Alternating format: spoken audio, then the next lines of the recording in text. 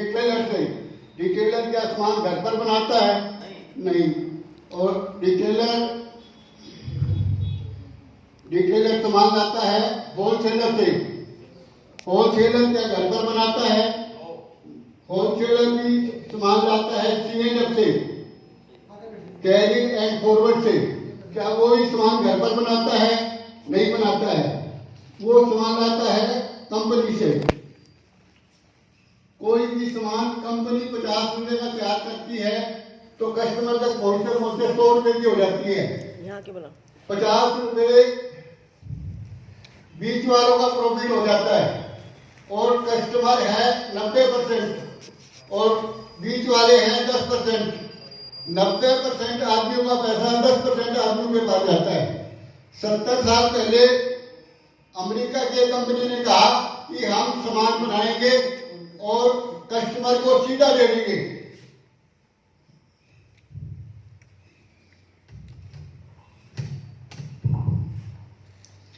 Company सामान बनाएगी और कस्टमर को सीधा दे देगी। तो जो 50% पैसा है उसका 5% कंपनी अपने पास खर्चे के लिए रखेगी और बाकी 45% पैसा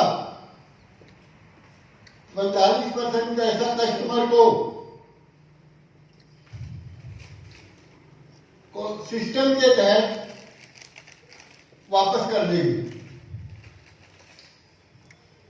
इसमें 32% परफॉर्मेंस बोनस, 8% रॉयल्टी और 5% टेक्निकल बोनस।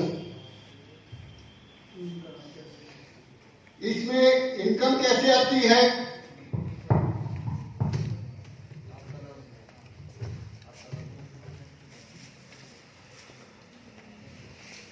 जीरो से 4,999 तक 10% कमीशन मिलता है। 5,000 से 9,999 तक 12% कमीशन मिलता है। 10,000 से 19,999 तक 14% कमीशन मिलता है।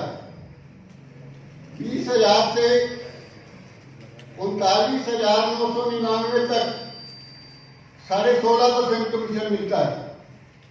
40,000 से 69,999 तक 19% कमीशन मिलता है। 70,000 से 1,14,999 तक 21.5% कमीशन मिलता है।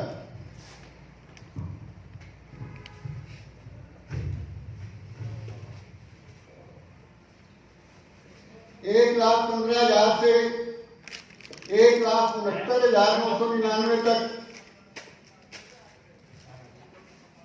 24% कमीशन मिलता है। 1,70,000 से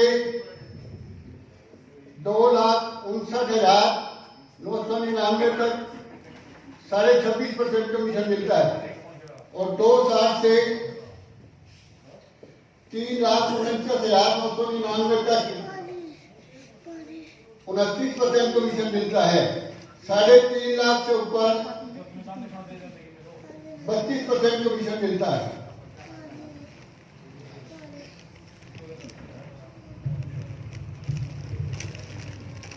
हमारे को इससे फायदा क्या होता है? एक तो सामान हमें सस्ता मिलता है। हमारे को सामान MRP से 10 से 20% सस्ता मिलता है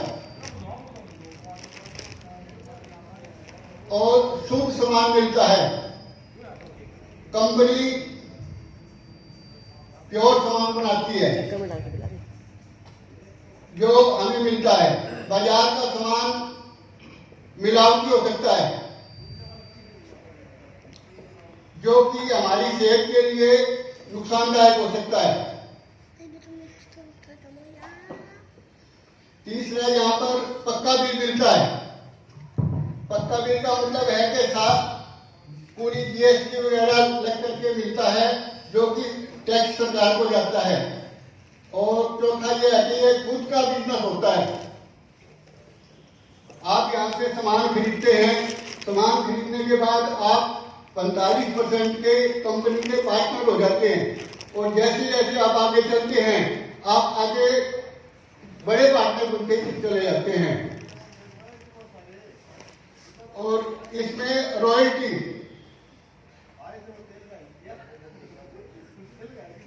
रॉयल्टी 3 आदमी को मिलती है, सिंगर को और साइंटिस्ट को और लेखक को। लेकिन यहां पर भी आपको डायरेक्ट सेलिंग में रॉयल्टी मिलती है।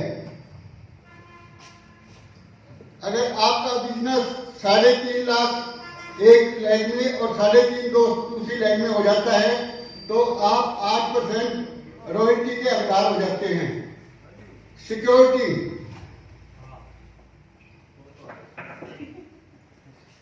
अगर आपका बिजनेस 5 लाख एक लाइन में और 5 लाख दूसरी लाइन में हो जाता है तो आपकी परिवार की सिक्योरिटी हो जाती है।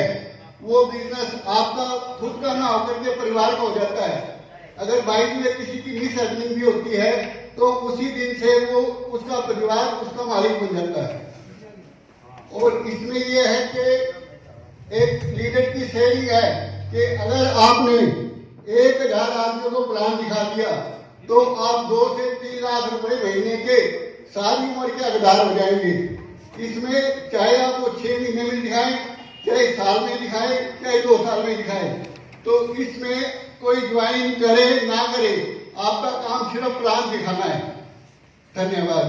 अब मैं हमारे बहुत मेहनती, लगनशील और एक अच्छी स्टेज पर हैं, पढ़ लिखे जैसी स्टेज पर हैं, सीनियर लीडर हैं डॉक्टर हरिकिशन जी। तो मैं डॉक्टर साहब को इनवाइट करूंगा। अब तक 5 लाख के करीब आई है और मैसेज से आज से मैं इतनी गुड़गांव से इतनी दूर सिर्फ गुरुदेव को सुनने के लिए आया हूँ। लेकिन इस बिजनेस में मैंने एक ही चीज सीखी है कि ऊपर से पूछो कैसे, नीचे वालों को बताओ ऐसे और बीच में कमाओ पैसे।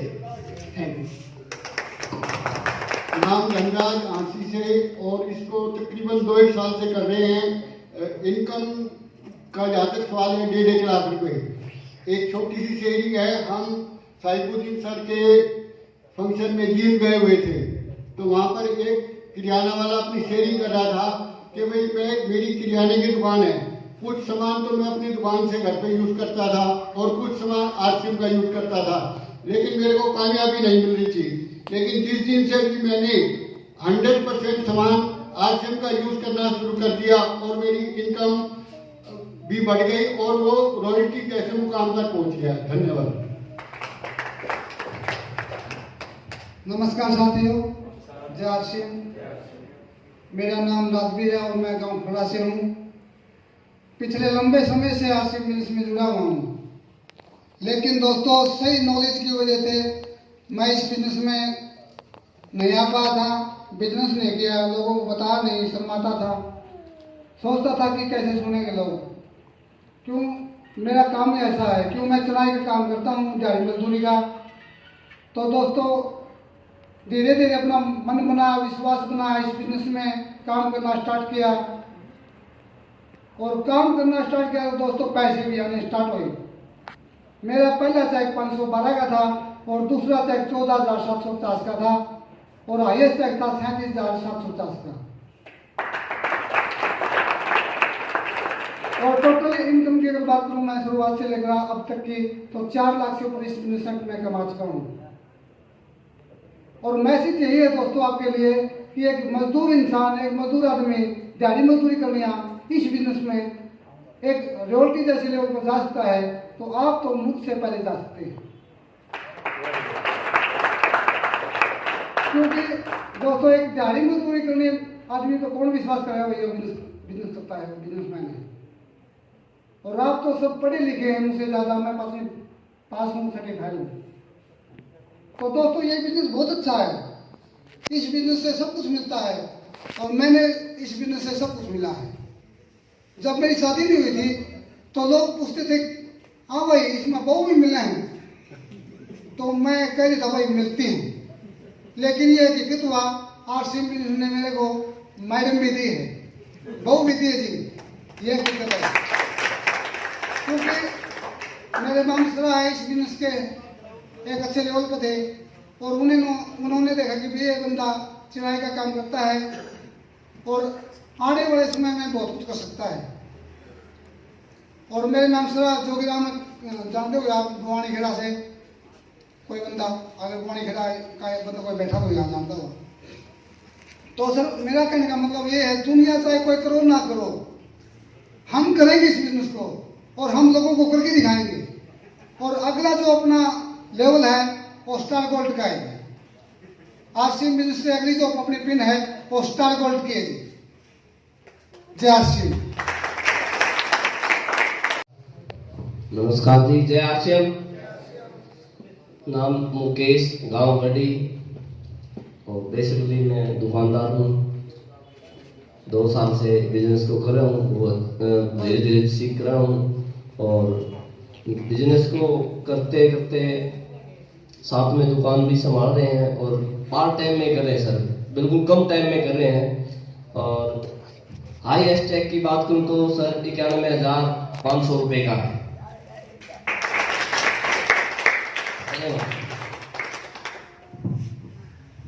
जय आरसीएम।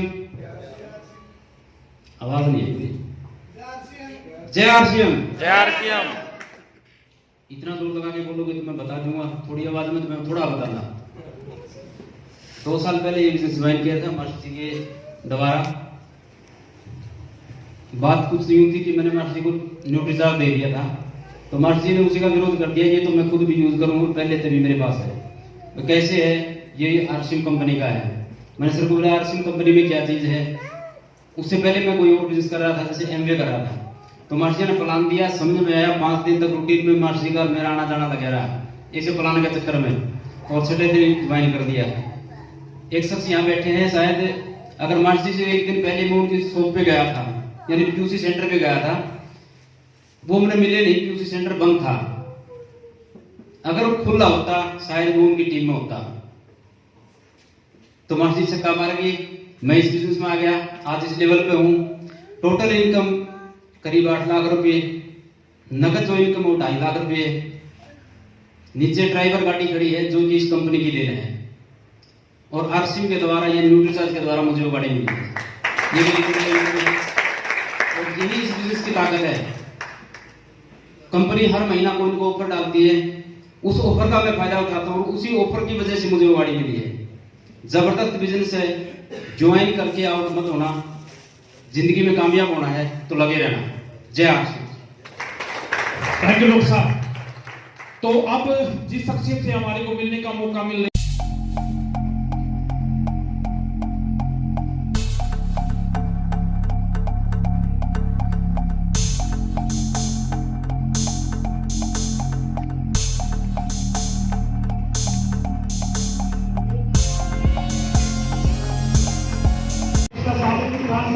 एक बार फिर सांसद आस्था हांसी की संस्कृति का प्रचारक है केसर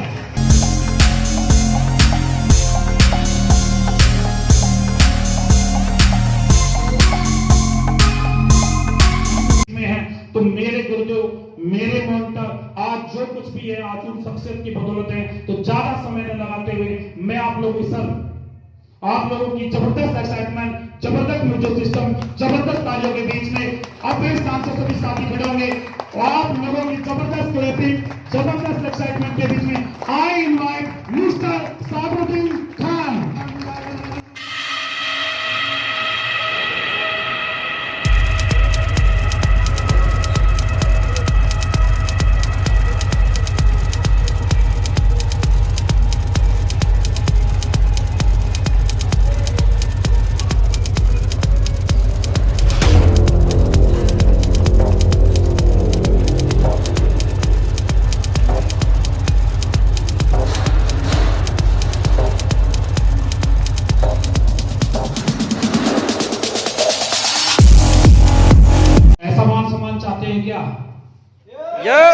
ऐसा मान सम्मान चाहते हैं क्या? ऐसे जितनी देर ये शख्सियत बोले इसकी एक बात को अपने दिमाग में उतार देना, इस स्टेज पे आ जाओगे। Thank you. जय आरसीएम।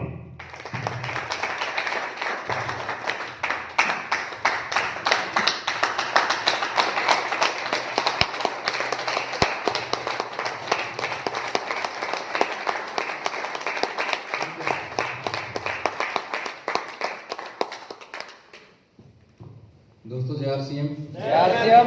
नमस्कार। नमस्कार। कैसे हैं आप सब लोग? मस्त। पहली बार कितने लोग आए? एक बार हाथ खड़ा करेंगे। पहली बार बहुत सारे लोग पहली बार आए हैं और काफी संख्या है नए लोगों की। वेलकम है आप सब लोगों का यहाँ इस मीटिंग में। और बलवान जी जो बोल रहे थे, तो जब उनको बोलते हुए सुन रहे थे तो आप लोग सोच रहे होंगे कि यार बहुत लंबी लंबी फेंक रहे हैं मेरे बारे में। उन्होंने बहुत ज्यादा बोल दिया। ऐसा नहीं है, मैं भी आप ही लोगों की तरह एक आम इंसान हूँ और बहुत सादगी से अपनी जिंदगी को गुजारने वाले हैं हम लोग भी। और एक छोटे से गांव के अंदर मैंने भी जन्म लिया। मैं धन्यवाद करता हूँ बलवान जी का, इतनी तारीफ उन्होंने की। आज से 10-15 साल पहले इसी दुनिया में रहते थे, कोई नहीं जानता था। और 15 साल पहले जो है मेरी जिंदगी में ये कॉन्सेप्ट आया। मेरे पूरे खानदान में कभी किसी ने नहीं सोचा था कि मैं इस तरीके से खड़ा होके एक दिन लोगों को सिखाया करूंगा, पढ़ाया करूंगा, क्योंकि मेरे पूरे परिवार में इस लाइन में कोई नहीं था। 10 लोगों में खड़ा होके मैं बोल नहीं सकता था, डर लगता था जब यहाँ पे खड़ा होके। शुरुआती दौर में तो हिम्मत नहीं होती थी कि हम इस तरीके से खड़ा होकर कभी बोलेंगे।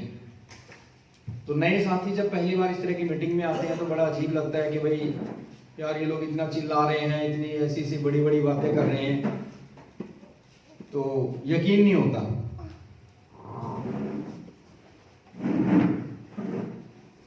हमें भी नहीं हुआ था। 3-4 साल तक मेरे को भी यकीन नहीं हुआ था। एक मीटिंग में मेरे को बुलाया गया था, उसमें 15-16 लोग थे सिर्फ।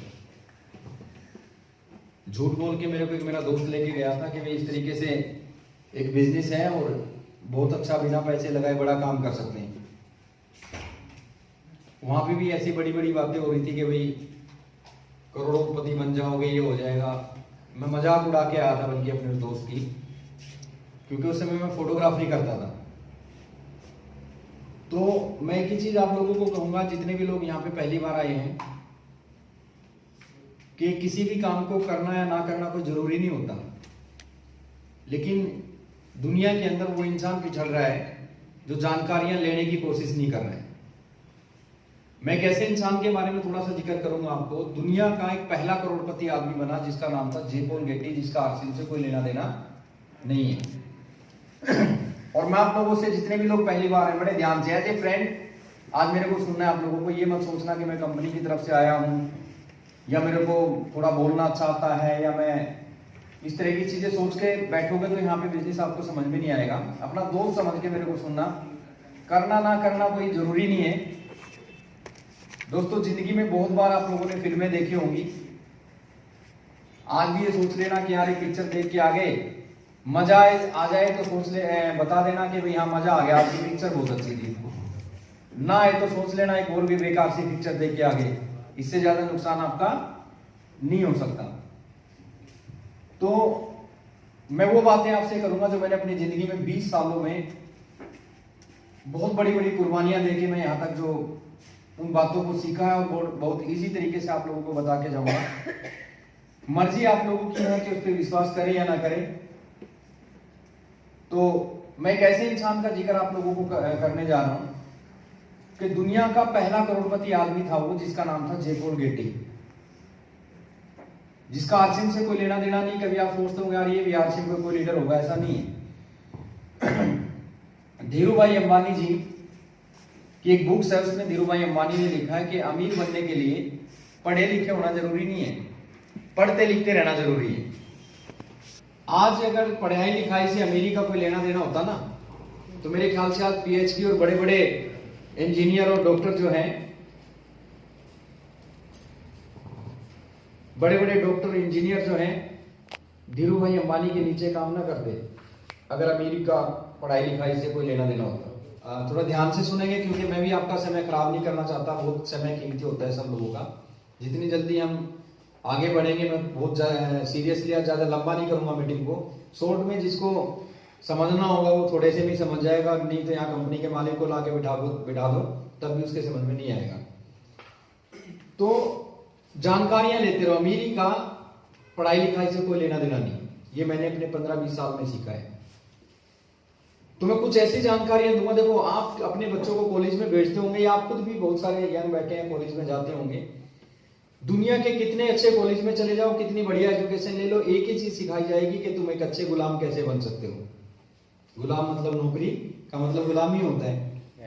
कि तुम एक अच्छे गुलाम कैसे बन सकते हो। बड़े से बड़े, कितना भी बड़ा नाम उस कॉलेज का, मेंटली हमें बचपन से तैयार कर दिया जाता है कि तुम एक अच्छे गुलाम कैसे बन सकते हो। आज के टाइम हम नौकरी का मतलब गलती से 20-30 हजार लग गया तो बात ही नहीं करते हैं पड़ोसी से, इतना ही हुआ जाता। मैं बात करूंगा, मैं तो सरकारी, माफ करना मेरे को।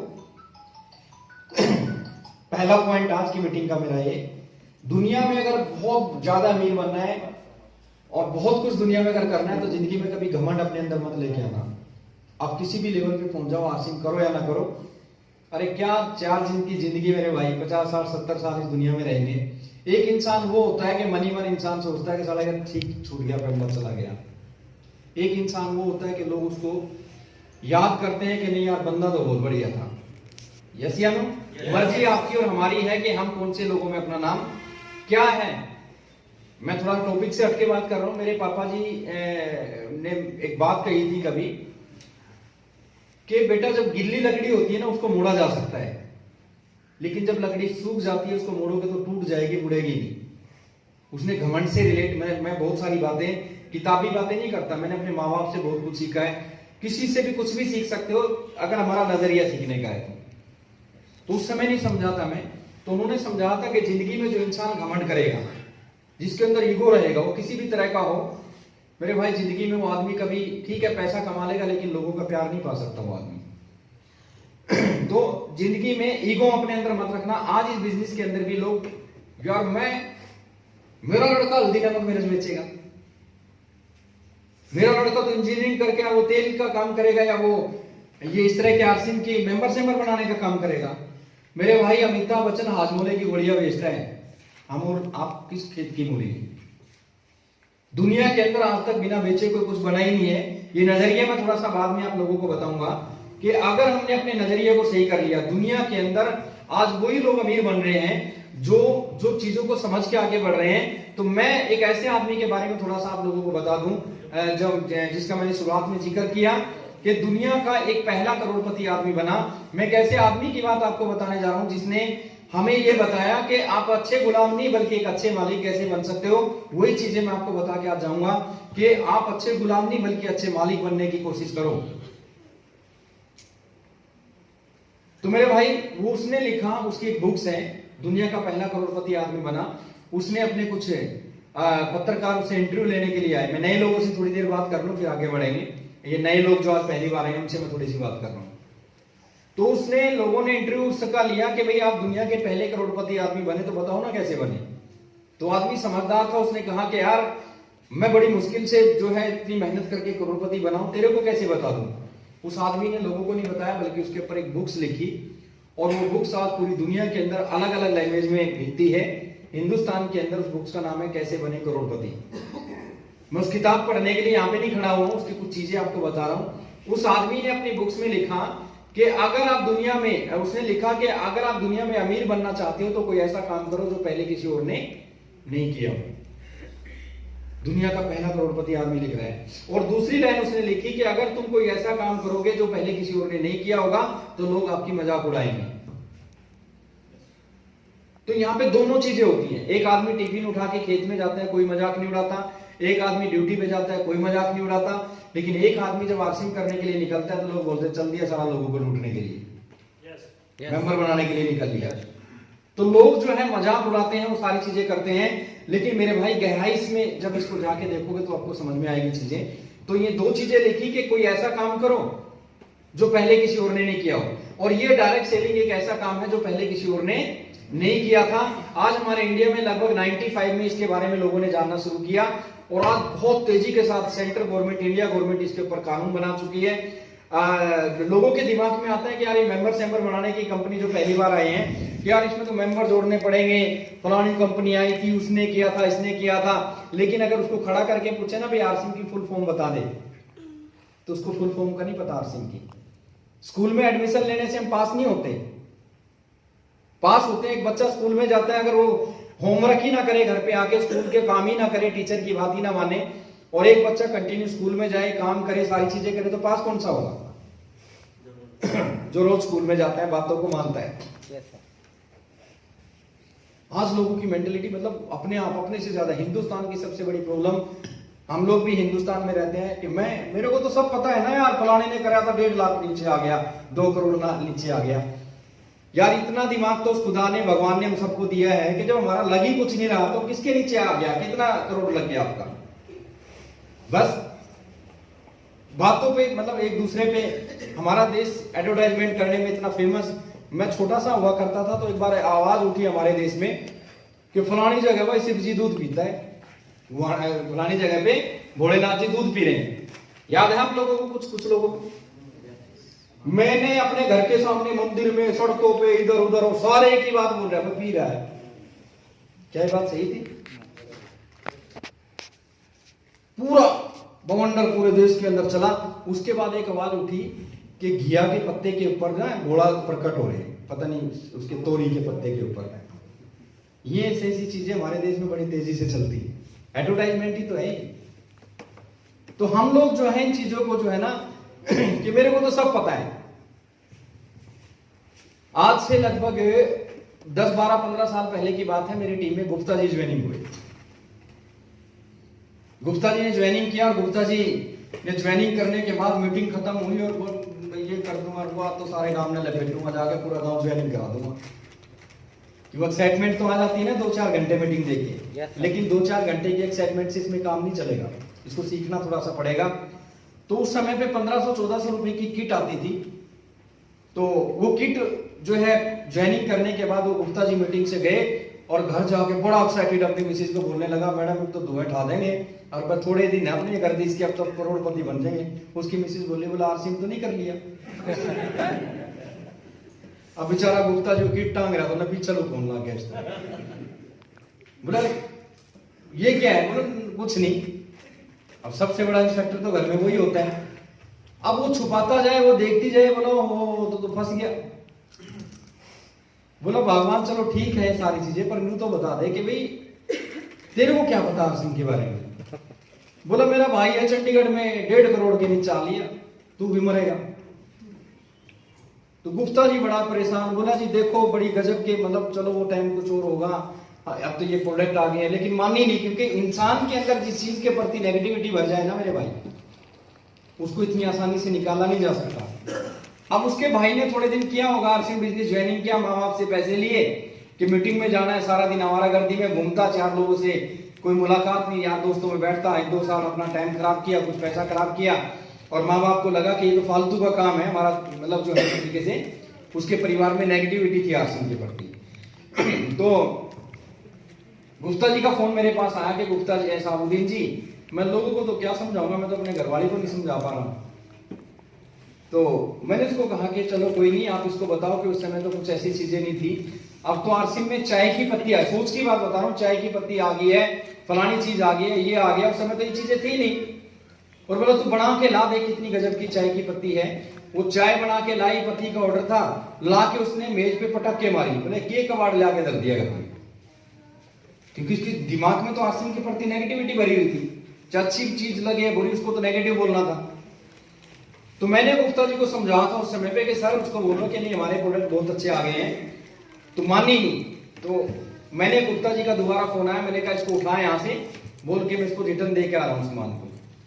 चाय की पत्ती वगैरह बाहर गया, बोला जी क्या करूं? मैंने कहा बाहर से एक लिफाफा खरीद ले टाटा का, जिसपे सानिया मिर्जा छप रही हो, और आरसीएम की चाय को निकाल के इसमें डाल दे। बोलूं तो उल्टा दिया, मैं तो टाटा वाली ले आया। तो सारा दिन देखते थे ना मेरी ताजगी का टाटा की चाय, सानिया मिर्जा बोलती थी, आप सारा दिन टीवी पे देखते हैं ना। तो लेके आए और लाके उसने कहा कि मैडम मैं तो सब कुछ रिटर्न करा, ये है ना चाय, अब तो वही लिया, देख कौन सा तेरा ब्रांड है। अब मैडम गई और उसमें रसोई में गई और चाय बना के लाई, और कहा नहीं अब की बार चुस्की मारी और मुस्कुराई सानिया मिर्जा की तरह। बोले ये भी तो चाय है, चाय तो उसमें आरसीएम की थी ना, फिर लिफाफा बदला। तो आदमी के दिमाग में क्या भरा हुआ है, यानी कि आज हम कहाँ हैं, मैं आरसीएम पे लेके आऊंगा बाद में आपको, कि हम कहां पे हैं।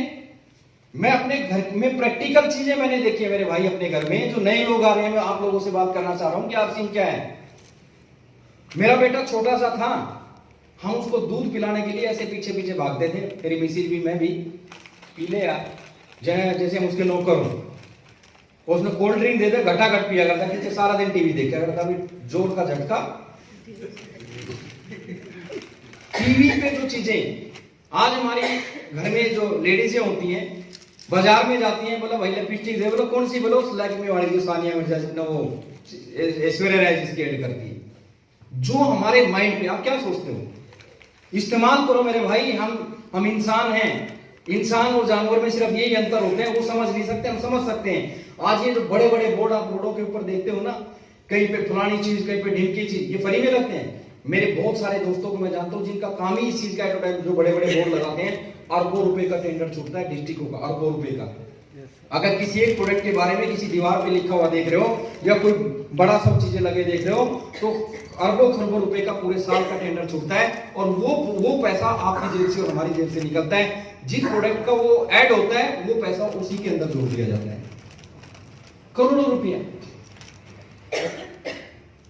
मैं कई बार अपने सेमिनारों में लोग तो इस पे हंसते हैं, लेकिन मैं बड़ा सीरियस हुआ था कि मतलब हमें समझ में नहीं आ रहा है कि हम उन चीजों को परचेज कर रहे हैं जो हमें दिखाई जा रही है टीवी के ऊपर। मैं कल भी मैंने टॉपिक को खरखोदा में लिया कि मेरा एक दोस्त 8 से 9 बजे तक मेरे यहाँ पे ट्रेनिंग होती थी घर में, डॉक्टर साहब, तो वो मेरे पास आता, तो उन्होंने बोला भगवान सर माफ करे खान साहब, हमने भी बड़े उल्टे पुल्टे काम किए। मैंने कहा क्या हो गया? बोले जी बताओगे तो नहीं किसी को? मैं बताऊंगा तो जरूर, नाम को नहीं लो। जो बोले बता दो जी। उसने बताया कि सर हम 15 रुपए किलो में देसी घी तैयार करके बेचते थे, जिसमें बड़ी ऐसी कंपनी का ठप्पा, जो भी आपके दिमाग में अच्छी कंपनी देसी घी, शुद्ध देसी गाय का घी जिसपे लिखा हो, वो लोग बेचते थे। तो मैंने कहा 15 रुपए में देसी घी कैसे बना लेते थे भाई? बोले जी बन जाता था, हम उसमें ये केमिकल इस्तेमाल करते थे, और उसमें 70% या 60% हम मोम का इस्तेमाल करते थे। अब उससे जब वो घी तैयार होता था, एक डब्बे में डाल के ऐसा बैनर लगा के, उसकी खुशबू ऐसी आती थी, ऐसे केमिकल डालते थे कि एक अच्छा आदमी जब उसको, जिसको मेरे को बहुत अच्छी पहचान है, वो उसको बता नहीं सकता था कि क्या है। मजे ले लेके खाते थे रोटियों के साथ लोग। बोला सर आज इतना गिल्टी महसूस करते हैं कि सर आज वैसे ही इंसान मरा पड़ा है। आज इंसान, उसका खान पान ऐसा हो गया कि खेतों के अंदर हम जहर डाल गए। हम बहुत सारे हमारे बुजुर्ग भी यहाँ पे हैं और सोचते हैं, क्योंकि हम छोटे थे जब मैंने देखा है कि एक आम आदमी की एवरेज उम्र जो है 100 साल, 90 साल, 110 साल ये हुआ करती थी, नहीं हुआ करती थी। आज 50 साल में, 60 साल में, 70 तो खुशकिस्मत है जो आदमी पहुंच जाता है, नहीं तो 50-60 साल तक तो इंजन ही सीज हो जाता है, जिसको हार्ट फेल बोलते हैं, वो हार्ट अटैक बोल देते हैं। ये क्यों हो रहा है सर? मैं मेरे पास देखूंगा, टाइम मिल गया तो मैं भी आपको दिखाऊंगा। मेरे घुमाने में हार्ट के स्पेशलिस्ट डॉक्टर हैं, स्पेशलिस्ट, जो अभिषेक मेमोरियल हॉस्पिटल के नाम से खुद स्टंट डालते हैं, अपने आप ऑपरेशन करते हैं। मेरे साथ उसकी काफी अच्छे रिलेशन, मेरी मीटिंगों में हम बैठे, वहां पे उनसे जानकारी ली कि हमारी हेल्थ का खान पान से बहुत कुछ लेना देना है, और आज हार्ट अटैक से लोग इतने मर क्यों रहे हैं, कितनी सारी चीजें हो रही हैं, बोला लोगों को पता ही नहीं। हमने गामा और जोनोल के बारे में, हमारा एक प्रोडक्ट है, नए लोग आए, हमारा आरसीएम क्यों नहीं चलता, नॉलेज ही नहीं। बस तू जुड़ जा, तेरा टेक्निकल बना दूंगा, तू जुड़ जा, तेरा रॉयल्टी चोर बना दूंगा। अरे यार, उस आदमी को जिस चीज से रॉयल्टी टेक्निकल बना जाता है उसी की नॉलेज नहीं है, ऐसे थोड़ी काम चलेगा भाई। मैं आपको बोलता हूँ भाई साहब ये चीज ले ले, क्यों? बोला ताकत आ जाएगी। बोला इतना बढ़िया तो मार्केट में मिलना है रिवाइटल, क्यों लेगा आपका? तो हमने गामा और जोनोल, हमारा एक प्रोडक्ट आया सर, इतना गजब का प्रोडक्ट जब हमने देखा, सिर्फ इंडिया के अंदर हमारे पास वो प्रोडक्ट मिलता है, किसी के पास नहीं मिलता। मैं मिक्सअप से थोड़ी मीटिंग लेने की कोशिश कर रहा हूं कि तो उस गामा और जोनोल के बारे में जब डॉक्टर साहब ने देखा कि सर ये प्रोडक्ट आप नेट पे जाके, गूगल पे जाके, जो पुराने लोग तो देख ही चुके होंगे, 8-8 हजार रुपए के एक डब्बी उसकी जापान में और बाहर की कंट्रियां उसको बेच रही है, तो मात्र हमारा 400-450 रुपए का एक वो मिलता है। और दो टाइम लेने से किन किन जो चीजों पे काम करता है, हमारा जो कोलेस्ट्रॉल वगैरह बढ़ा रहता है, जिसमें खून गाढ़ा बोल देते हैं, तो उसमें 99% यहाँ पे डॉक्टर साहब भी बैठे हुए हैं। मैं तो उस डॉक्टर की बात कर रहा हूं जो हार्ट के स्पेशलिस्ट हैं। उसने बोला कि सर कोलेस्ट्रॉल का जो बढ़ना है, ये 99% हार्ट अटैक का कारण बनता है आगे जाके। और इसका पूरा का पूरा लेन देन हमारे खान पान से है, बीपी का, इन चीजों का, ये सारी चीजें उसने बताई। और उसने बोला कि सर जिस आदमी का कोलेस्ट्रॉल बढ़ा रहता है उस आदमी को जो है हम खून पतला करने की जो गोलियां देते हैं सुबह या रात को सोते टाइम लेनी होती है, 99% चांसेस होते हैं उस गोली को खाने से शुगर के होने के, यानी कि एक बीमारी ठीक तो दूसरी उससे भी खतरनाक जिसका कोई इलाज ही नहीं, बस हम खा रहे हैं। हम लोगों से पूछते हैं घी क्यों खाना चाहिए, बोला बस मजा आना चाहिए इसलिए खाना चाहिए। मैं तो देसी घी खाता हूं, मैं तो अरे मानते हैं मेरे भाई देसी घी उस समय पे आधा किलो लोग एक टाइम में घी खा के निकल जाते थे, लेकिन वो मेहनत करते थे खेतों में जाके, पैदल चलते थे। आज बच्चा घर से निकलता है ना, आपका छोटा सा बच्चा, वो स्कूटी पे निकलता है, पैदल नहीं चलता। अब वो अंदर ही पड़ा रहेगा तो गलेगा कहां से, तो फिर हमारे शरीर में बीमारियां पैदा होंगी। तो गामा ओरिजिनल को जब उन्होंने स्टडी किया तो बोला सर इतनी गजब अमृत है ये चीज, जिस आदमी ने 35 साल की उम्र हो चुकी है ना तो 35 साल के बाद तो अनिवार्य है, जरूरी है। वो आदमी इस कंपनी का मालिक नहीं है, जिस डॉक्टर की मैं बात कर रहा हूं, उसने इस प्रोडक्ट को स्टडी किया कि यार अमृत है, और जिस आदमी की उम्र 35 साल से ज्यादा हो गई है और वो इंसान अगर इसको समझ ले तो भाई साहब बहुत सारी बीमारियों से बच सकता है आदमी। लेकिन हम किसी को बता ही नहीं रहे, बोला आ जा तू मेरा फटाफट रॉयल्टी अचीवर बन जा, टेक्निकल बन जा। तो जानकारी हमें देनी पड़ेगी। मैं अपने घर के बारे में मैं अक्सर बता रहा हूं मीटिंगों में। मेरी मिसिस को एक पेन होता था, यहां से होके कमर से निकलता था। मैंने उसके सारे टेस्ट करा लिए, पिछले 2-3 सालों की बात हो गई है। मैंने उसके सारे टेस्ट कराए, सारे अच्छे डॉक्टर मेरे मित्र जानने वाले, भाई साहब सारी रिपोर्टें नॉर्मल। बोला जी स्टोन की कुछ शक था, वो भी नहीं और भी नहीं, पता नहीं क्या दिक्कत। लेकिन बाद में पता चला कि उनको कुछ चीजें खाने से पेन होता था, जैसे मूंगफली खा ली तुरंत एकदम एक्शन, मतलब दर्द हो जाता था। कुछ ऐसी 4-5 चीजों को हमने नोट किया जिसको खाते उनको दर्द हो जाता था। कॉफी पीते उनको दर्द हो जाता था, नहीं खाए तो कोई दिक्कत नहीं। तो डॉक्टर बोला छोड़ दो यार, जब दिक्कत होती है तो। भाई साहब मजबूर थे। अभी क्या हुआ कि सर्दियों के दिनों में मैं कहीं बाहर गया हुआ था, नाइट में बच्चे बैठे हुए थे, कोई सा बच्चा 1-आधी किलो मूंगफली ले आया और रात को बच्चे भी खा रहे हैं, मिसिज भी खा रही है, उसको ध्यान ही नहीं रहा तेरे को दर्द होता है। खाया, उसको भी ध्यान नहीं। अगले दिन मेरे को बोलती है बड़ा एक्साइटेड एकदम, बोला जी एक कमाल की बात बताऊं। मैंने कहा क्या हुआ? बोला जो मेरे को दर्द होता था ना, मैंने खूब मूंगफलियां खाई गलती से भूल में रात को, लेकिन मेरे को दर्द नहीं हुआ। अब ना उसको ध्यान इस चीज का कि क्यों नहीं हुआ, ना मेरे को ध्यान, चलता रहा ऐसे ही। मैंने कहा ऐसा है, 1-आधे दिन एडमिट भी करना पड़ता था हमें जब वो दर्द होता था, पेन किलर डालने पड़ते थे ग्लूकोज में। मैंने कहा फिर मेरे को ध्यान आया कि गामा ओरिजिनल तुम 1 साल से ले रहे हो ना? बोला हाँ। मैंने कहा कहीं उसकी वजह तो नहीं है, करने वाला तो देखो भगवान होता है। मैंने कहा बहाना वो तो नहीं बन गया? मैंने कहा चल एक दिन और मेंटली प्रिपेयर हो जा, ज्यादा क्या होगा, एडमिट रहना पड़ेगा ना एक दिन होगा, तुम्हें मैं ट्राई कर सारी चीजें जिससे तेरे को दर्द होता था। वो डरे। मैंने कहा डर मत। भाई साहब उसको कॉफी पिलाई, 1 घंटे ऐसे रही, बिल्कुल भी पता नहीं होने वाला, जैसे साइकोलॉजिकल दिक्कत होती है ना, बस सब कुछ होगा। भाई साहब इतनी एक्साइटेड, बोला कमाल हो गया, मेरे को तो दर्द। कहने का मतलब यह है कि हमने उसको सारी चीजें खिलाई जिससे उसको दिक्कत होती थी। आज 2 साल हो गया मेरे भाई, सारी चीजें खाती है, लेकिन उस गामा और शुक्र अदा करता हूं भगवान का कि हम आरसिंह के साथ जुड़े हुए हैं। एक ऐसी बीमारी जिसका मैं कोई रास्ता ही नहीं मिल रहा था, मैं बड़ा परेशान था, सिर्फ एक गामा ओरिजिनल जैसे प्रोडक्ट ने खत्म कर दी। लेकिन हम किसी को बता ही नहीं रहे। तेल क्यों खाना चाहिए, हेल्थ कार्ड क्यों खाना चाहिए? बस मजा आना चाहिए। अरे मेरे भाई तेलों को खाने से आप अपने अपलाइनों, आप तो लकी हो यहाँ पे डॉक्टर साहब हैं, सारी चीजों के बारे में नॉलेज रखते हैं, न्यूट्रिशन पे अच्छा काम करते हैं, कि उसके अंदर एक चीज होती है जिसको हम ओरिजिनल बोलते हैं। इसको खाने से क्या क्या, क्योंकि मैं प्रोडक्ट ट्रेनिंग देने के लिए नहीं आया, मैं थोड़ा टॉपिक दूसरी तरफ लेके चला गया। रिजल्ट तेल कहां से निकलेगा? तिलों से। यहाँ पे किसी ने, बलवान ने बोला मेरी इतनी इनकम, फलाने ने, कुछ लोगों ने बताई होगी। सर यहाँ पे इनकम जोड़ने से नहीं आती, आप पूरे हाथी को ज्वाइनिंग करा दो, 1 रुपए की इनकम आपको आने वाली नहीं है। इनकम आएगी जब आपके घर में प्रोडक्ट इस्तेमाल होगा। भाई हमारी कंपनी पैसा कहां से देगी? Manufacture to customer. कल मैंने एक उदाहरण दिया कि नए लोगों को मैंने प्लान बताया कि क्या है आरसिंह बिजनेस। सिंपल सा कॉन्सेप्ट है। जितने नए लोग बैठे हैं आपको बताता हूं आरसिंह क्या है, हमारे साथ आज तक क्या हुआ। हम लोग सुबह सुबह उठते हैं, बाथरूम में घुसते हैं, साबुन खत्म, आना तो करते रहो यार। yes! तो हम मुंडी निकालते हैं, आपके घर में सोनू मोनू नाम का छोटा सा बच्चा है, मोनू जल्दी आ, आज के काले की दुकान पे एक साबुन लेके आ। सबके पड़ोस में कोई ना कोई काला होगा कि नहीं होगा? भाई नाम कुछ भी हो सकता है, उदाहरण दे रहे हैं। जब आज के काले की दुकान तक मेरे भी पड़ोस में है, तो आज तक हम जो भी प्रोडक्ट हमारे घर में खत्म होता है काले की दुकान से लेके आते हैं कि नहीं आते हैं? अब काला उसको लेके कहां से आता है? काला लेके जाता है हंसी की बड़ी दुकान से। ईमानदारी से मेरे को बताओ, क्या वो काला बिना कमाए आपके घर में साबुन दे देगा? या हंसी किसी दुकान से लेके जाएगा वो दे देगा? और वो कहां से लेके आएगा? रोहतक वाला दे देगा? फिर दिल्ली से कुल मिला के जो प्रोडक्ट कहीं से 10 रुपए का बना, काले की दुकान के थ्रू आपके घर में पहुंचते पहुंचते डबल होता कि नहीं होता? मानते हैं आप इस चीज को?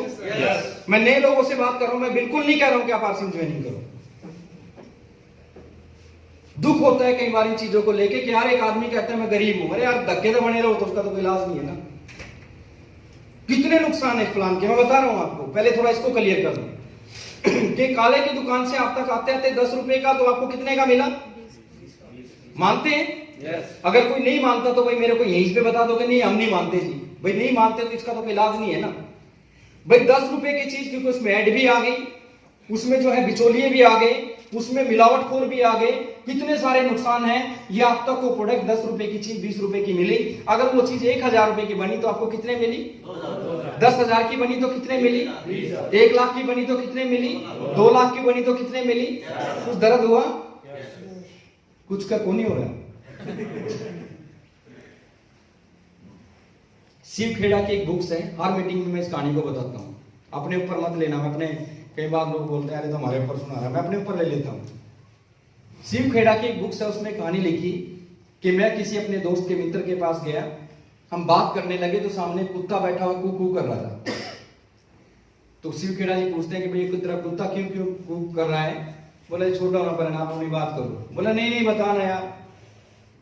बोला छोड़ो ना, जिद करता रहा। बोला जी असल में बात ये है, इस कुत्ते के नीचे है ना एक कील गड़ी हुई है, उस पर बैठा हुआ है, वो चुभ रही है इसको। बोला यार बड़ा जी कुत्ता उठ क्यों नहीं जाता? बोले जी इतनी भी कौन नहीं चुभ रही।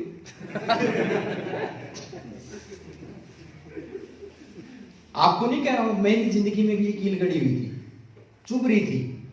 उठाने वाला कोई समझाने वाला तो उठ जा भाई, दूसरी जगह बैठ जा। किसी ने कहानी जब ये सुनाई थी तो मेरे को समझ में आ गई थी ये कहानी। और जिस दिन से वहां से उठा हूं ना सर, लाखों लोगों के नीचे कील को काट के फेंक चुका हूं, लाखों लोगों के नीचे। हम अपने जीवन में दुखी तो हैं, हम अपने जीवन में दुखी तो हैं। कैसे? हम भी चाहते हैं कि मेरा बच्चा प्राइवेट किसी बड़ी ऐसी स्कूल में पढ़े, लेकिन पैसे का कोई नहीं यार, सरकारी में चला जाओगा, कील गड़ी हुई है। हम अपने माँ बाप का इलाज तो अच्छे हॉस्पिटल में कराना चाहते हैं, लेकिन जब पैसे नहीं मिलते कहीं से उधार भी, तो फिर सोचते हैं चलो यार कोई नहीं, पीजीआई तो है। हम अपनी जिंदगी में घूमना फिरना तो चाहते हैं, हम अपनी जिंदगी में एक अच्छा जीवन गुजारना तो चाहते हैं, लेकिन जब बात पैसे की आती है और वो पैसा हमारे पास नहीं होता, तो फिर हम अपनी जिंदगी से समझौता करना शुरू करते हैं। कील गड़ी तो हुई है, और हमें बताने वाले भी बहुत हैं कि भाई इसको निकाला जा सकता है। कैसे निकाला जा सकता है? अब मैं थोड़ा सा आपको बता दूं कि ये छोटा मोटा पैसा नहीं है। काले की दुकान से आप तक जो चीज पहुंचती है 10 रुपए की 20 रुपए की, कुछ लोग झंडे उठा के घूम रहे हैं। जैसे देश का नाम आता है इमोशनल हो जाते हैं। मैं वतन प्रेमी, मैं देश प्रेमी, मैं अपने देश को दो हाथ में भी करता अगर अंग्रेज के टाइम पे मैं पैदा हो जाता था। अरे क्या अंग्रेजों के साथ करते? मैं भी अपने देश से सच्चा प्यार करता हूं, लेकिन क्या हम अपने देश का किस तरीके से सपोर्ट कर रहे हैं, आप लोगों से पूछना चाहता हूं। हमारे देश में जो है मैंने सर्च किया, इसको यूट्यूब पे जाके सर्च करके देखना इस प्लान के कितने नुकसान हैं। पहला नुकसान, काले की दुकान से जब आप साबुन खरीद के लाते हो, क्या आपको बिल देता है? इसका मतलब यह है कि आपकी जेब से तो टैक्स चला गया, लेकिन जिसने आपको बिल नहीं दिया उसने टैक्स को चोरी कर लिया। और ये टैक्स कितना बड़ा होता है जानना चाहते हैं? अनिल कपूर एक दिन के लिए सीएम बनता है पिक्चर के अंदर, देखिए है ना, मतलब जिसमें हीरोइन बड़े काम की थी।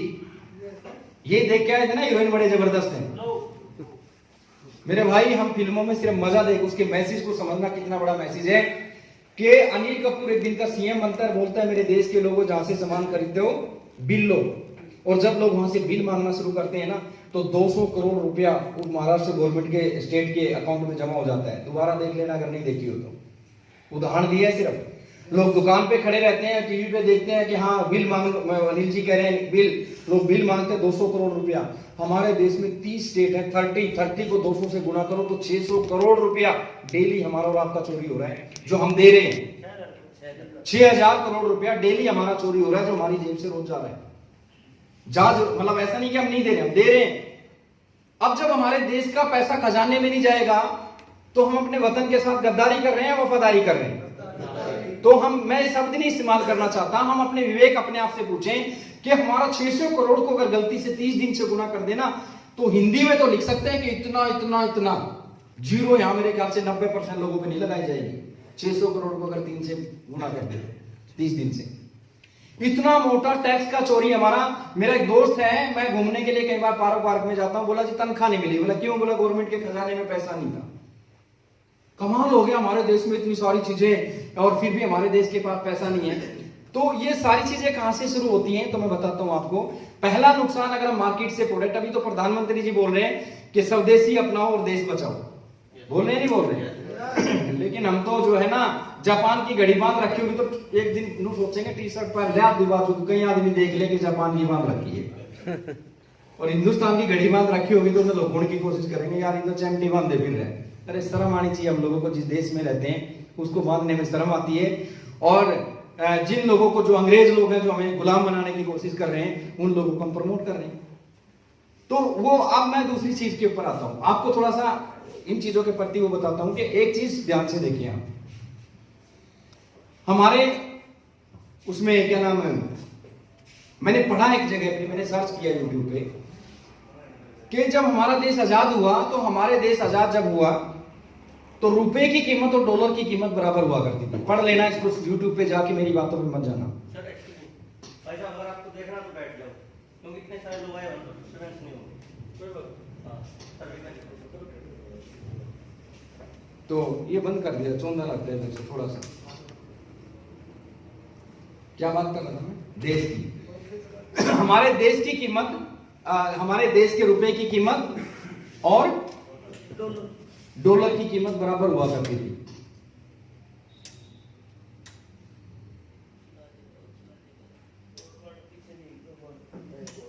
अगर खिड़की हो ना, खिड़की खोल दे तो ज्यादा अच्छा है, मस्त बनती है ना इसमें। चलो कोई नहीं, थोड़ा शोर में करते हैं इसको। हमारे रुपए की कीमत और हमारे देश के रुपए की कीमत और डॉलर की कीमत बराबर हुआ करती थी। लेकिन क्या हुआ, आज हमारे देश में रुपए की कोई वैल्यू नहीं रही और डॉलर 100 को भी पार कर जाता है कई बार। एक अंग्रेज जब अमेरिका से चलता है इंडिया घूमने के लिए तो 10,000 रुपए लेके चलता है, $10,000, यानी कि उनके लिए तो रुपए है ना। जैसे ही वो एयरपोर्ट पे आता है उसको $10,000 के बदले में इतने रुपए मिलते हैं। और जब उसको इतने रुपए मिलते हैं तो इंडिया के अंदर बड़ी ऐसी एक नई गाड़ी परचेज करता है, मेरे जैसे आदमी को नौकर रखता है और पूरे हिंदुस्तान को घूम घाम के 2-4 महीने में जाता है। और फिर वो उसके घर से कुछ गया क्या? हिंदुस्तान का आदमी गलती से अमेरिका जाने के बारे में सोच लेना, 2-4 किले डिगाने पड़ेंगे और कितने दिन जेल में रहना पड़ेगा कुछ नहीं पता। तो ऐसा क्यों हुआ? तो पता चला कि हमारे देश के ऊपर कर्जा इतना ज्यादा हो गया, अगर हमारे देश में से कर्जा उतर जाए तो रुपए की कीमत डॉलर के बराबर जा सकती है। तो फिर हमारे देश पे कर्जा क्यों हुआ? हमारे देश में तो सारी चीजें हैं। तो फिर वहां पे सर्च में नीचे आया कि हमारे देश में हर रोज अखबारों में लिखा आता है फलाने मंत्री ने किया 1,00,000 करोड़ का घोटाला। चंद लोग अपनी दुकानदारी चलाते हैं। क्या करते हैं? चंद लोग अपनी दुकानदारी। हमारे देश के कानून इतने जबरदस्त हैं कि कोई बेचारा गरीब आदमी 10,000 का लोन ले ले और टाइम पे ना भरे तो पुलिस उठा के ले जाएगी, और कोई 1,000 करोड़ का घोटाला करके भाग जाए तो उसको कोई कुछ नहीं बिगाड़ सकता। हाँ, कुछ लोग कहते हैं हमारा देश सोने की चिड़िया हुआ करता था अंग्रेजों से पहले। अरे मेरे भाई, हमारा देश तो सोने की चिड़िया अब भी है, लेकिन हम नहीं जाग रहे हैं। आलतू फालतू की चीजों पे, जात पात के नाम पे हिंदू मुस्लिम सिख ईसाई हमें तो लगा देते हैं इस काम पे। वो चंद लोग एक प्लानिंग करते हैं बैठ के कि यार ये प्लानिंग बढ़िया रहेगी की बार देश में और ये चीज से कर लो। हम लोग तो उस काम पे लगे रहते हैं, उनकी दुकानदारी बढ़िया चलती रहती है, हम कभी समझते ही इन चीजों को। हर आदमी चाहता है सुकून हो, हर आदमी चाहता है हमारा देश सोने की चिड़िया बने। हर आदमी ये चाहता है कि हमारा देश जो है आगे बढ़े। कोई नहीं चाहता, किसी के पास फुर्सत नहीं आपस में लड़ने की। लेकिन जब हम अपने विवेक को खो देते हैं, जब हमारी सूझबूझ से हम काम नहीं करते और आलतू फालतू चीजों में हम जब लग जाते हैं ना मेरे भाई, तब हमारा देश अगर सोने की चिड़िया की तरफ जा भी रहा है तो उसको वापस कितनी बार मैंने सुना था 15 साल 18 साल पहले बाबा रामदेव जी बोलते थे कि मेरे देश को लोगों, अगर काला धन वापस आ जाएगा ना तो मेरा देश सोने की चिड़िया बन जाएगा। मैं कोई रामदेव जी के खिलाफ नहीं बात करता हूं, मैं किसी पॉलिटिशियन पार्टी से नहीं हूं, ना मैं कांग्रेस, ना मैं भाजपा और ना मैं किसी, हमारी तो एक ही पार्टी है। लोग बोलते हैं कि हम तो समाज सेवा करते हैं, कई लोग मिलते हैं मेरे को, मैंने कहा कैसी समाज सेवा?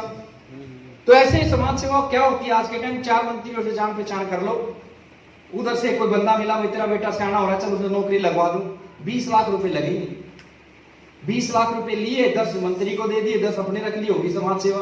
अरे मेरे भाई, दुनिया की सबसे बड़ी समाज सेवा आज के टाइम वो है कि किसी गरीब के घर में 2 रोटी का इंतजाम करा दो, इससे बड़ी कोई समाज सेवा नहीं।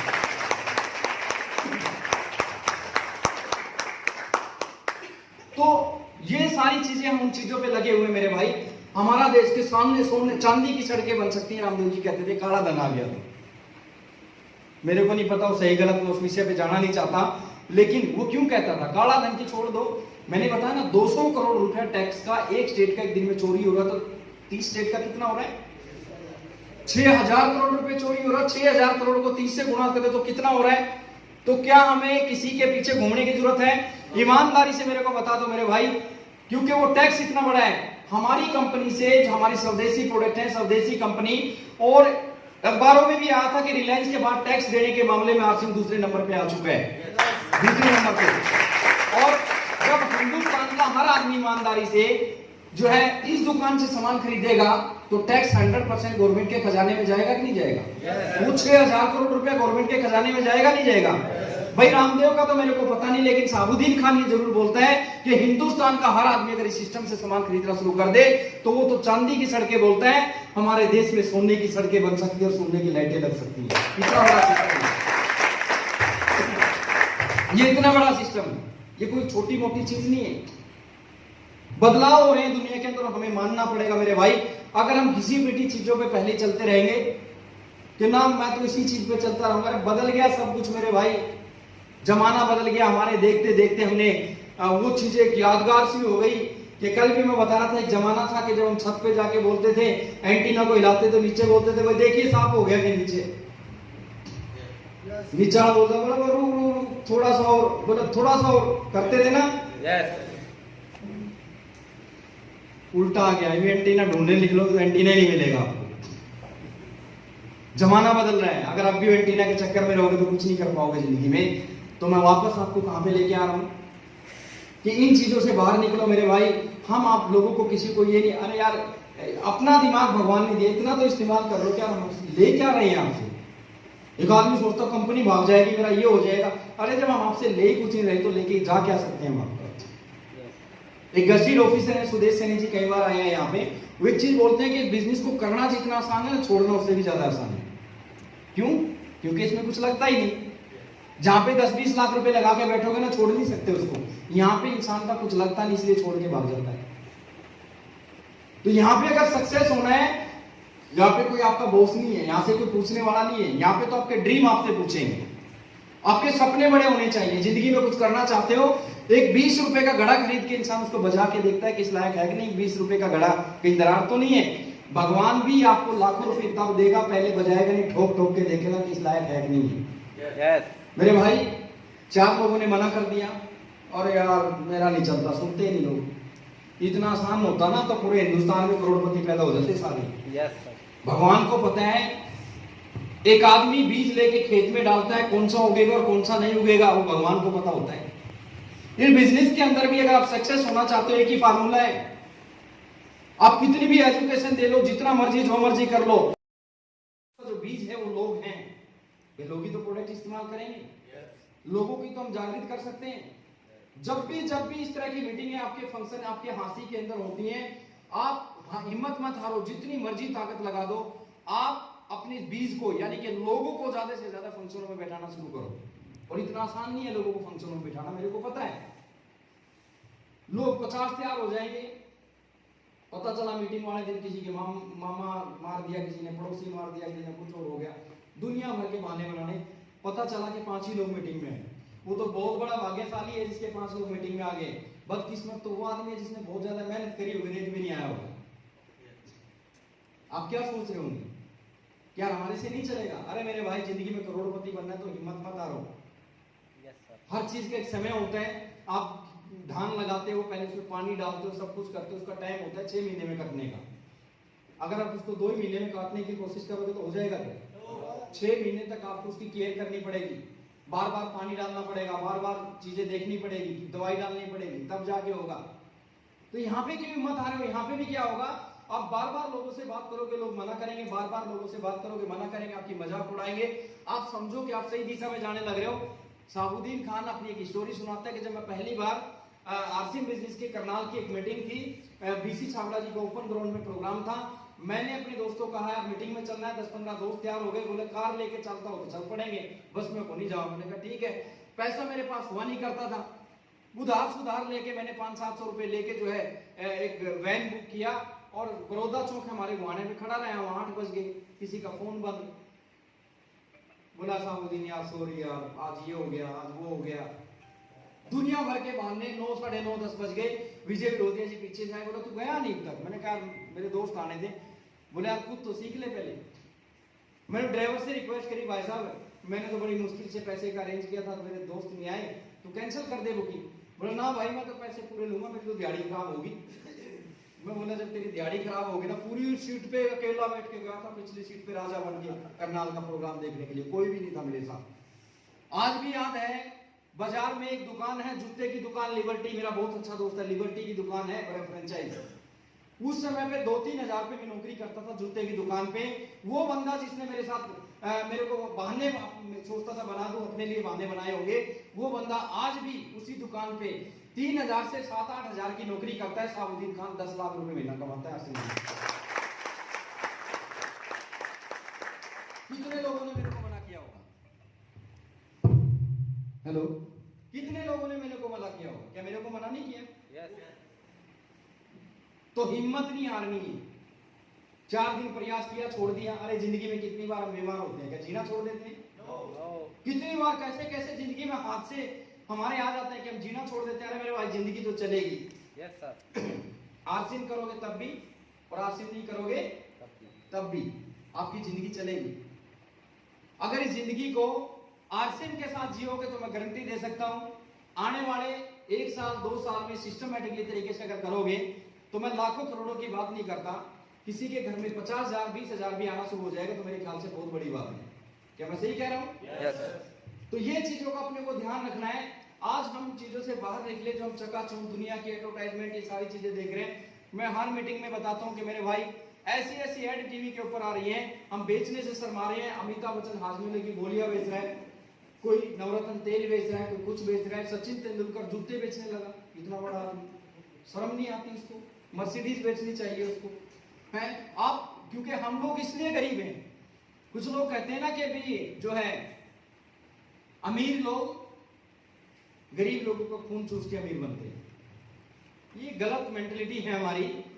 अमीर और गरीब में सिर्फ इतना अंतर होता है मेरे भाई, भगवान ने अमीर को भी दिमाग दिया, गरीब को भी दिया, उसको वही हाथ दिए, वही हाथ अमीर को दिए। फर्क इतना होता है कि अमीर आदमी यहां से काम करता है और गरीब आदमी बस सामने रोटियों का जुगाड़ हो जाना चाहिए, बस इससे ज्यादा नहीं सोच सकता। एक किताब जिसका मैंने जिक्र किया था, उसमें जयपुर गेटी जी लिखते हैं कि अगर अमीर बनना है आपको, पॉइंट है उसमें, तो ऐसी चीजों का बिजनेस करें जो अमीर और गरीब सबको चाहिए। वो किताब अमीरों ने भी पढ़ी, वो किताब गरीबों ने भी पढ़ी, लेकिन गरीबों अमीरों ने तुरंत एक्शन लिया, गरीब ने एक्शन लिया ही नहीं। क्यों? टाटा ने पढ़ते ही देख लिया, इसमें तो मेरे मतलब की बहुत बढ़िया बात है कि मैं तो बड़ी बड़ी गाड़ियां बनाता हूं, मैं तो बड़ी बड़ी चीजें बनाता हूं, 20% लोग मेरी चीजों को खरीद सकते हैं, 80% लोगों पे तो मैं बिजनेस कर ही नहीं रहा। जैसे उसने इस किताब को पढ़ा, तुरंत उसने टाटा की चप्पल बनानी शुरू कर दी, तुरंत उसने टाटा की चाय बनानी शुरू कर दी, तुरंत टाटा की कॉफी। कौन सा ऐसा प्रोडक्ट है जो टाटा का नहीं मिलता होगा? Yes sir. उसने समझ लिया, इसलिए वो लोग अमीर है, क्योंकि तुरंत एक्शन लेते हैं।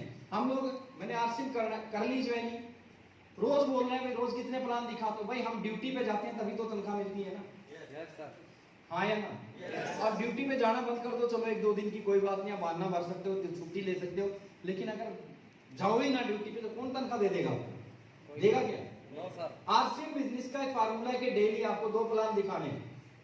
अब हम अपने गिरेवान में झांक के देखें कि हम डेली कितने प्लान दिखाते हैं। मैं किसी के हाथ नहीं खड़े करूंगा। अब जहां से हमें 20-30 हजार रुपए मिल रहे हैं और सारी जिंदगी की गुलामी कर रहे हैं, वहां तो हमें जो है बड़े सीरियस है, सवेरे 8 बजे टिफिन उठा के पूरा दिन सीरियस रहेंगे, और जहां से हमारे 7 पीढ़ियों की जिंदगी बनने की संभावना है, उसके लिए हमारे पास 1 घंटा भी नहीं। मैं क्यों जाऊं मीटिंग में? अभी तो खान साहब को सुना था यार, पिछली बार आए थे, फलाना आया था। मैं एक ही चीज बोलता हूं इसके ऊपर तो, कि जब हम पहली क्लास में पढ़ते थे ना, तो 1 साल तक लगातार एक ही चीज पढ़ी थी हमने, कैसे कबूतर। Yes sir. और सोनीपत डिस्ट्रिक्ट की एक मैडम हुआ करती थी, सुशीला नाम था, रोज उससे न देखा करते और रोज कबूतर था और कुछ नहीं था। हम कभी बोर नहीं हुए। हमने क्यों नहीं कहा उसको कि सर हमारी मैडम बदल दो या हमारा टीचर बदल दो, ये कबूतर को बदल दो सर, 1 हफ्ता हो गया पढ़ते पढ़ते। 1 साल तक हम कबूतर पढ़ा, तब जाके हम अगली क्लास में गए। ये एक सिस्टम है। अगर आप कहोगे नहीं जी रोज ही कबूतर बदलो, रोज ही हमारे टीचर बदलो, तो कैसे चलेगा? 1 साल तक पढ़ने के बाद अगली क्लास में जाते हैं, डेली जाते हैं, इसलिए हम दूसरी क्लास में पहुंचते हैं। ये बिजनेस ये कहता है कि बिजनेस का जो कॉलेज है, इस बिजनेस की जो क्लास है, महीने में सिर्फ 1 अटेंड करनी है। कितनी अटेंड करनी है? आपके साथ कोई आए या ना आए, तब भी आपको बिजनेस में कोई माइकल आल अगर ये कहता हूं कि मैं बिजनेस में अपने तरीके से कामयाब हो जाऊंगा, मैं अपनी 20 साल का निचोड़ आपको बता रहा हूं, कोई भी आदमी इस सिस्टम के अंदर विदाउट सेमिनारों के, विदाउट ट्रेनिंगों के आगे नहीं बढ़ सकता। मैं चैलेंज कर सकता हूं इस चीज का। सेमिनारों में आना ही पड़ेगा। ये क्लास है। अगर आप बहुत कुछ सीख चुके हो, तब भी आना पड़ेगा अपने आप को रिचार्ज करने के लिए। जैसे मोबाइल खत्म हुआ, बैटरी चार्जिंग लगा दी, तो ये चार्जिंग डालने की जगह है, ये कॉलेज है। अब लोग पूछते हैं आप 100 रुपए की टिकट क्यों लगाते हो? तो भाई स्कूल तो बालक में खोल, आज के टाइम 1 साल से पिछले स्कूल में बच्चे जा ही नहीं रहे, तो फीस क्यों दे रहे हो? जहां पूछने की जगह वहां पूछते नहीं, और जहां पूछने चाहिए वहां पूछ रहे हो। कई लोग इसी बेचारे यहाँ पे इसी टेंशन में मीटिंग कम सुन रहे होंगे, आप 100 रुपए मेरा नहीं गए। 15 साल तक हम अपने बच्चों को स्कूलों में पढ़ाते हैं, हिसाब लगा लेना कितना मोटा पैसा खर्च करते हैं। कोई गारंटी है कि आपका बच्चा नौकरी लग जाएगा? और ट्यूशन की और इधर उधर की चीजों को अगर जोड़ो, तो अपनी जिंदगी का सब कुछ झोंकने के लिए तैयार बैठे हैं, जबकि वहां पे कोई गारंटी नहीं है कि नौकरी मिलेगी नहीं मिलेगी। अरे मेरे भाई साबुद्दीन खान के यहाँ पे अगर आपने 100 रुपया दिया भी है, पहली चीज तो इन चीजों पे खर्च किया जाता है, ये बुकिंग, ये साउंड सिस्टम है। मेरे पास इतना समय नहीं है, मैं अपनी इतनी एनर्जी, मतलब 1 मिनट की फुर्सत ना होते हुए मैं आपको पढ़ाने के लिए यहाँ पे खड़ा हूँ। एक मास्टर जी ने अगर 10-20 साल पढ़ाई करी है और वो एक्स्ट्रा जो है ट्यूशन पढ़ा रहा है, तो भाई उसकी बेचारे ने मेहनत की अपनी जिंदगी में, इसीलिए तो ट्यूशन के फीस ले रहा आप लोगों से। अब बात करते हैं नेगेटिव। चलो मैं लेता ही हूं भाई, मैं तो फीस लेता हूं, 100 रुपए की फीस है, लेकिन मैं गुलाम बनाने की फीस नहीं लेता। मैं तो अपने देश को सोने की चिड़िया बनाने की फीस लेता हूं कि इस तरीके से हमारा तो जब तक हम छोटी छोटी चीजों से बाहर नहीं निकलेंगे, सीखेंगे इन चीजों को। ये मीटिंग और सेमिनारों के अंदर अगर आपने ज्यादा झुंड इकट्ठा कर दिया, जितनी ज्यादा भीड़ आपकी यहाँ पे इकट्ठी हो जाएगी, उतना ज्यादा आपका बिजनेस तेजी के साथ अगला बढ़ना शुरू हो जाएगा। दूसरा पॉइंट, ये बिजनेस के अंदर अपने बिजनेस को किसी एक स्टेशन पे मत रखो, अपने बिजनेस को अलग अलग स्टेशनों पे फैला दो। एक टाइम होता है बिजनेस में कि थोड़ा सा जोर लगाना पड़ता है, थोड़ी मेहनत करनी पड़ती है। जब आप इस बिजनेस में नेचुरल आपका टेक्निकल लॉयल्टी एथिकल तरीके से मेंटेन होना शुरू हो जाती है नेटवर्क के थ्रू, फिर ये बिजनेस ऐसे फैलता है जैसे कोरोना फैला था। फिर लोग रोकेंगे, ये नहीं रुकेगा, ये इतनी तेजी के साथ फैलेगा कि आप इसको रोक नहीं पाओगे मेरे भाई। साबुद्दीन खान ने 2005 में बिजनेस को शुरू किया था। आज पूरे हिंदुस्तान में टेक्निकल मेरी टीम में कितने होंगे मेरे को नहीं पता, यहां तक कि इमरान तक का मेरे को अपनी टीम में बहुत जो दूर के लोग हैं, बंगाल, बिहार, असम या दूर दूर के जो लोग हैं, इमरान लेवल तक के लोग मेरे को कई बार मिलते हैं। सर जी नमस्कार, जब उधर जाता हूँ टूरों पे, मैंने नमस्कार बोला, सर पहली बार इमरान बनने के बाद आपसे मिला हूं। मैंने तू भी इमरान बन गया, पता ही नहीं हमें, क्योंकि अभी फैल रहा है अपने तरीके से। मेरे भाई शुरुआती दौर में ऐसा नहीं था। शुरुआती दौर में ऐसा था कि मैं अपनी जिंदगी की एक छोटी सी कहानी आप लोगों को बताऊंगा कि शुरुआती दौर में मैंने जब इस बिजनेस को शुरू किया, मेरी मिसेज ने 700 रुपए दिए थे मेरे को बिजनेस करने के लिए। 700 रुपए दिए, जमुनानगर में वर्किंग करी, 700 रुपए खत्म हो गए। एक दोस्त था मेरा रुद्रपुर में, मेरे को सर्दियों के महीने में, जनवरी के महीने में बोला, मेरा रिश्तेदार रहता है, चलो वहां चलते हैं। बाइक पे हाथ छून हो गए, वहां पे दरवाजा खोला, अंदर बैठे चाय वाय पी, थोड़ी देर बोले और इतनी सर्दी में कहाँ घूम रहे हो। तो जैसे ही आसिम का नाम लिया, बोला भाई ना बंद कर लिया, आसिम का नाम मत ले। क्या गुजरी होगी हमारे दिल पे। उस समय तो ना पिकअप सेंटर थे, ना प्रोडक्ट थे, ना कोई इतनी सारी मीटिंगें थी, ना हमारे पास चेक थे, कुछ भी नहीं था। भाई साहब वो जो बंदा गया था वो भी नेगेटिव एकदम, बोला यार वो नहीं होगा हमारे पे, इतनी दूर आए और बंदे ने आसिम का नाम ही लेना पसंद नहीं करा। क्या गुजरी होगी हमारे दिल पे। मेरे साथ हजारों लोगों ने बिजनेस को शुरू किया, कोई छोड़ के भाग गया, कोई आया गया, पता नहीं कितने लोग, लेकिन मैं लगा रहा। ऐसे दिन हम लोगों ने बिजनेस के अंदर गुजारे। लोग मेरे पड़ोसी मेरी मजाक उड़ाते थे कि ये तो लोगों को मेंबर बनाने का काम करता है। मेरे भाई सगे मेरे को सुनने के लिए तैयार नहीं थे, मेरी मजाक उड़ाते थे, लोगों ने मजाक उड़ाई और ऐसे टोन कसे गए। जैसे बलवान ने अभी बताया, ये सच्चाई है कि दोस्त एक दिन पानीपत से अपने घर आने के लिए 3 रुपया का किराया पूरा नहीं था मेरे पास। मेरी बेटी है बड़ी, माँ का दूध नहीं पीती थी, उसको हम बाहर का दूध पिलाते थे। मैं 7-8 दिन से बाहर था, मेरी मिसिस को 25-30 रुपए की जरूरत थी दूध खरीदने के लिए। इतने पैसे नहीं थे कि बेटी को दूध के लिए पैसे खरीद लिए। घर आया, मिसिस ने बताया, टेंशन, आंखों में आंसू आ जाते थे। मेरी मिसिस के पास एक गोल्ड की चेन थी, सेल कर दी। इस तरह के दिन हम लोगों ने, फिर भी हम लगे रहे। लेकिन मेरे साथ लोग आए जिनकी बैकग्राउंड मेरे से भी अच्छी थी। थोड़े दिन का कुछ ने उछल कूद, थोड़े दिन करे, बीच में भागे, कुछ शुरू में ही भागे, कुछ थोड़े 1 साल टिके रहे। आज दुनिया भर की उल्लू मुर्गे बनाने वाली कंपनियां इस तरह घूमती हैं। वो कुछ ऐसी कंपनी में रातों रात करोड़पति बनने के चक्कर में चले गए, लेकिन हम लोग यहाँ पे डटे रहे। तो ये मेरा बुरा वक्त था। और अच्छा वक्त ये है कि आज अपने मोबाइल को मैं बंद करके बैठ जाऊं। ये तो बिल्कुल ऐसे ही है मेरे भाई, जैसे हमारा देश जब गुलाम था ना, तो बापू गांधी जी जो है ट्रेन से सफर कर रहे थे। एक अंग्रेज ने लात मारी थी बापू गांधी को, तो बापू गांधी ने कही थी कि तुमने तो मेरे को लात मार के ट्रेन से बाहर फेंका है, चलो एक दिन ऐसा आएगा कि मैं हिंदुस्तान से तुम लोगों को बाहर फेंक दूंगा। ये कसम खाई थी अकेले बूढ़े आदमी ने। अब वो बूढ़ा आदमी गया, उसने पहला प्लान दिखाया देश को आजाद कराने का। उन्होंने कहा बूढ़े का दिमाग खराब हो गया, चल। बूढ़ा बेचारा आगे गया, फिर प्लान दिखाया। दूसरे ने भी कहा, बूढ़ा सतिया गया बुढ़ापे में। तीसरे के पास गया। सोच से सब कुछ होता है मेरे भाई, ठान लो तो सब कुछ है, सोच लो तो सब कुछ है, ना सोचो तो कुछ नहीं है। बापू गांधी प्लान दिखाता गया। धीरे धीरे करके कुछ ज्वाइनिंग हुई, कोई सुभाष चंद्र बोस के नाम से, कोई शहीद भगत सिंह के नाम से, कोई बहुत सारे लोगों के, आप उन लोगों के नाम जानते होंगे। तो प्लान दिखाते गए, सब लोगों ने ज्वाइनिंग नहीं करी, ज्वाइनिंग चंद लोगों ने करी। फिर धीरे धीरे करके 10-15 लोगों के ग्रुप बना। फिर उनकी कोर मीटिंग होती थी, जैसे आप लोगों की होती है। कोर मीटिंग होनी शुरू हुई, प्लानिंग होती थी कैसे कैसे करके और लोगों को जागृत किया जाए। पहले प्लान दिखाने वाला अकेला था बापू गांधी, अब 10-15 हो गए, 15 के 15 अलग अलग निकल गए। दे प्लान प्लान दिखाना है, कोई आएगा जब ठीक, नहीं आएगा जब ठीक। और मेरे भाई एक आदमी से शुरू हुआ और बहुत सारे लोगों ने जब इसको धीरे धीरे करके शुरू किया, तो हमारा देश आजाद हुआ कि नहीं हुआ?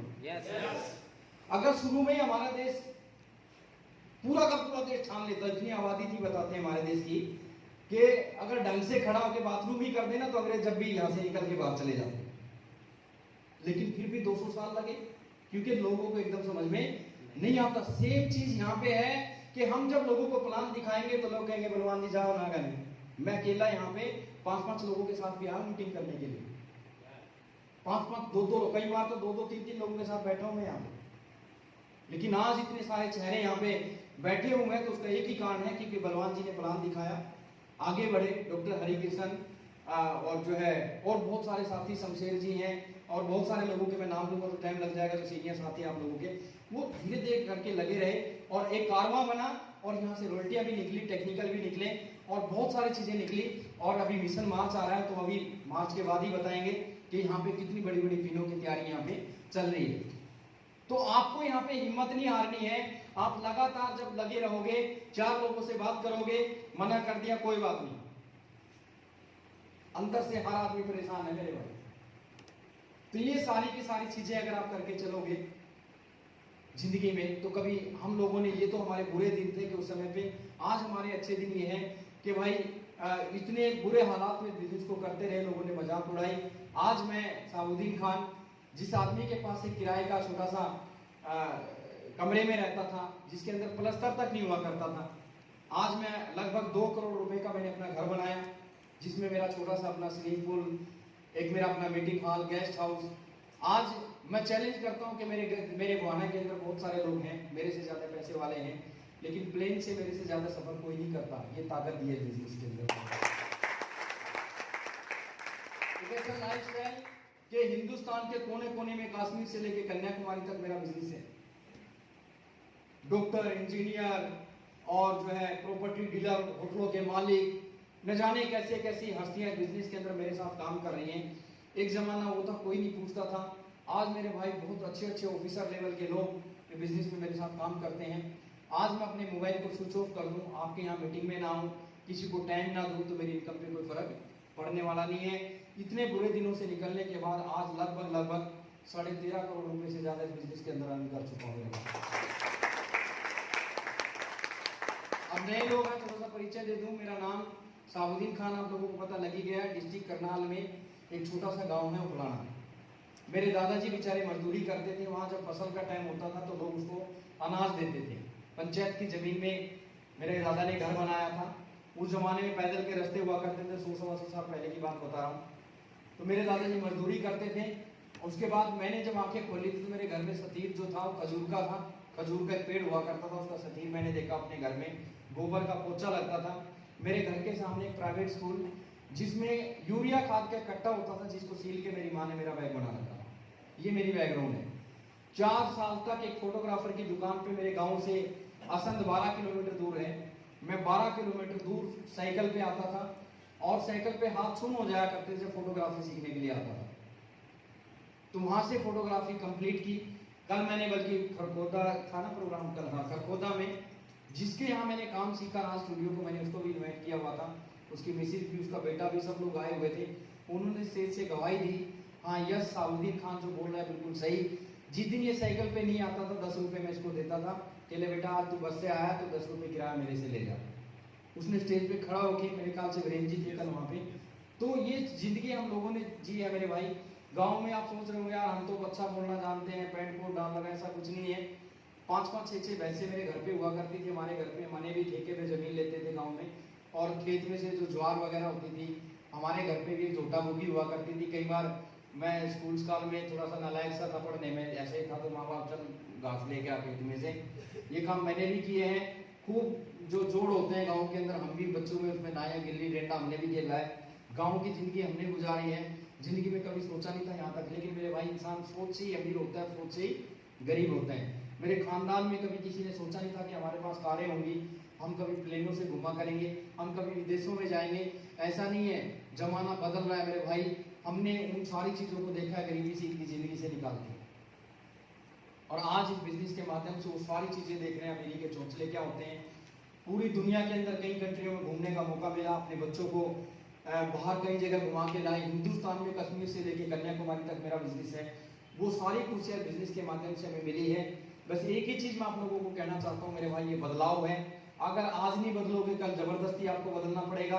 भाई मोबाइल जब सिलेंडर आया तो लोग बोलते थे कि इससे तो बम फट जाएगा, मर जाएंगे, लोग लेना पसंद नहीं करते थे। आज लोग लाइन में लगे खड़े हैं। तो ये बदलाव ही तो है, और क्या है। आप सोच के देखो कि उस जमाने के अंदर, मैं हर मीटिंग में मेरा फेवरेट रहता है ये नए लोगों के लिए, कि जब बोलते हैं मेरी मम्मी के जब कोई मर जाता था तो हम चिट्ठियां लिखते थे, तो रास्ते में चिट्ठी अटकी रहती थी, फोन तो होते नहीं थे, तो 6-6 महीने तो पता ही नहीं लगता था कि बंदा मर लिया गया है। तो ये टेक्नोलॉजी आई, किसी ने 20, 50, 70 साल पहले में आके बोलता था राशि के अंदर एक ऐसा फोन आएगा जिसमें तार नहीं होंगी, ये वो सारी चीजें अगर मैं बोलता तो शायद आप मेरे को जूते मारते निकाल के अभी मिले बेवकूफ बनाने के लिए। लेकिन वक्त बदला, आज 4 बटन दबाओ, भाई जिसने देखना हो देख लो। बंदा बीमार है, बंदा मरता भी, लोग उसके घर जाके बैठ जाते हैं। ये टेक्नोलॉजी आई, और आज मेरे भाई जिंदगी के अंदर सोचो इन चीजों के अंदर चले तो बड़ी बातें मैं आपको बता रहा हूँ। आप हांसी में रहते हैं, हांसी में आपने 200 रुपए गज में भी जमीन खरीदी होगी, लेकिन जो है प्लान दिखाया होगा, प्रॉपर्टी डीलर ने खरीद ले भाई 200 रुपए में लिए 500 में बिकेगी, तो लोगों ने आपने कहा चल यार, ऐसे थोड़ी होता है। लेकिन जिसने ढंग की जगह पे प्लाट लेके डाल दिया ना, उस समय पे आज वो करोड़पतियों की लिस्ट में आता है, सिर्फ एक प्लाट की वजह से। जमाना बदला कि नहीं बदला। गुड़गांव एयरपोर्ट के आसपास की जो जमीन है ना, रेतीली जमीन फ्री में लेने के लिए कोई तैयार नहीं था। आज मेरे बहुत सारे फ्रेंड है, 1-1 करोड़ रुपए गज में भी जमीन बिक रही है गुड़गांव के अंदर। सोचा था किसी ने? तो ये बदलाव है, ये बिल्कुल सिंपल सा बदलाव है। पुराने जमाने के अंदर बैलगाड़ियों में और उसमें सफर होते थे, लोग कई कई दिनों में जाते थे। मैं अपने पापा की एक बात आप लोगों को बताता हूँ कि बेटा इतने गरीब आदमी अपनी बेटियों की शादी नहीं कर सकते, ये हो गया वो हो गया। हमारे जमाने में जब मेरी शादी हुई थी ना, तो थोड़े से पैसों में काम चल गया था और गधे घोड़े और बैलगाड़ियां मेरी बारात में गई थी। तो मैंने कहा पापा तो जमाना बदल गया है, कितने किलोमीटर बारात गई थी? बोला 30 किलोमीटर। मैंने कहा कलकत्ता में अगर आपकी शादी हो जाती, सगाई हो जाती, आधी जिंदगी तो रास्ते में लिख रहे आप। क्यों? पैदल के जमाने थे, घोड़ों पे बैलों पे जाते थे, तो कैसे? लेकिन आज टेक्नोलॉजी बदल दी। पूरे हिंदुस्तान में मैं श्रीनगर जाता हूँ या हिंदुस्तान के किसी भी कोने में जाता हूँ, एक ही कई बार प्रोग्राम होता है, ड्राइवर को लेके एयरपोर्ट पहुंच जाता हूँ और एयरपोर्ट से प्रोग्राम ड्राइवर को बोलता हूँ तो रुक, मैं आया, प्रोग्राम दिया, शाम की फ्लाइट से वापस और रात को 10 बजे अपने घर।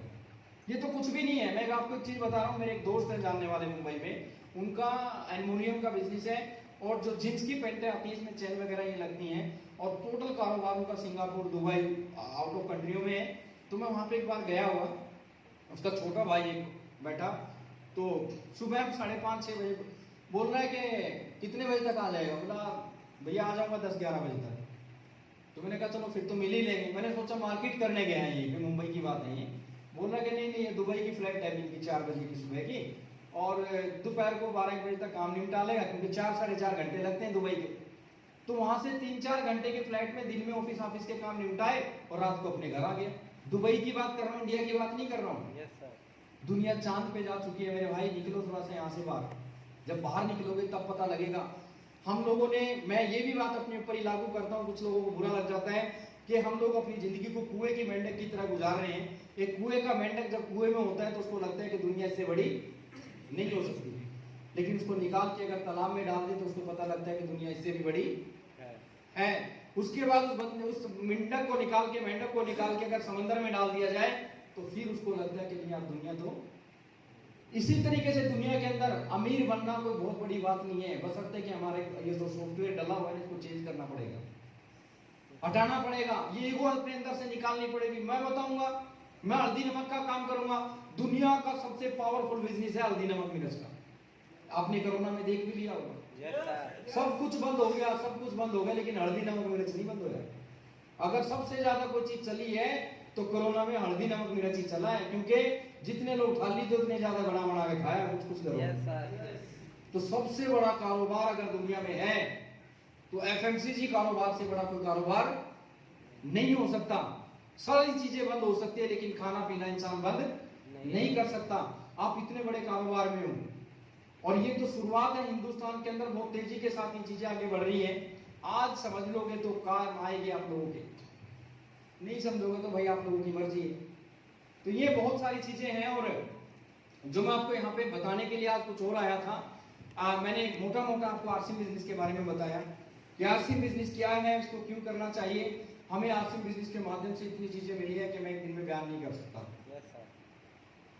बहुत सारी खुशियां आपको आरसी के माध्यम से मिल सकती है, लेकिन करना पड़ेगा इसके तरीके से। इसको 4 दिन कर लिया, 4 दिन छोड़ दिया, नहीं चलेगा। इसको कछुए की चाल करते रहो, कछुए की तरह लगातार चलते रहो, पहुंच जाओगे।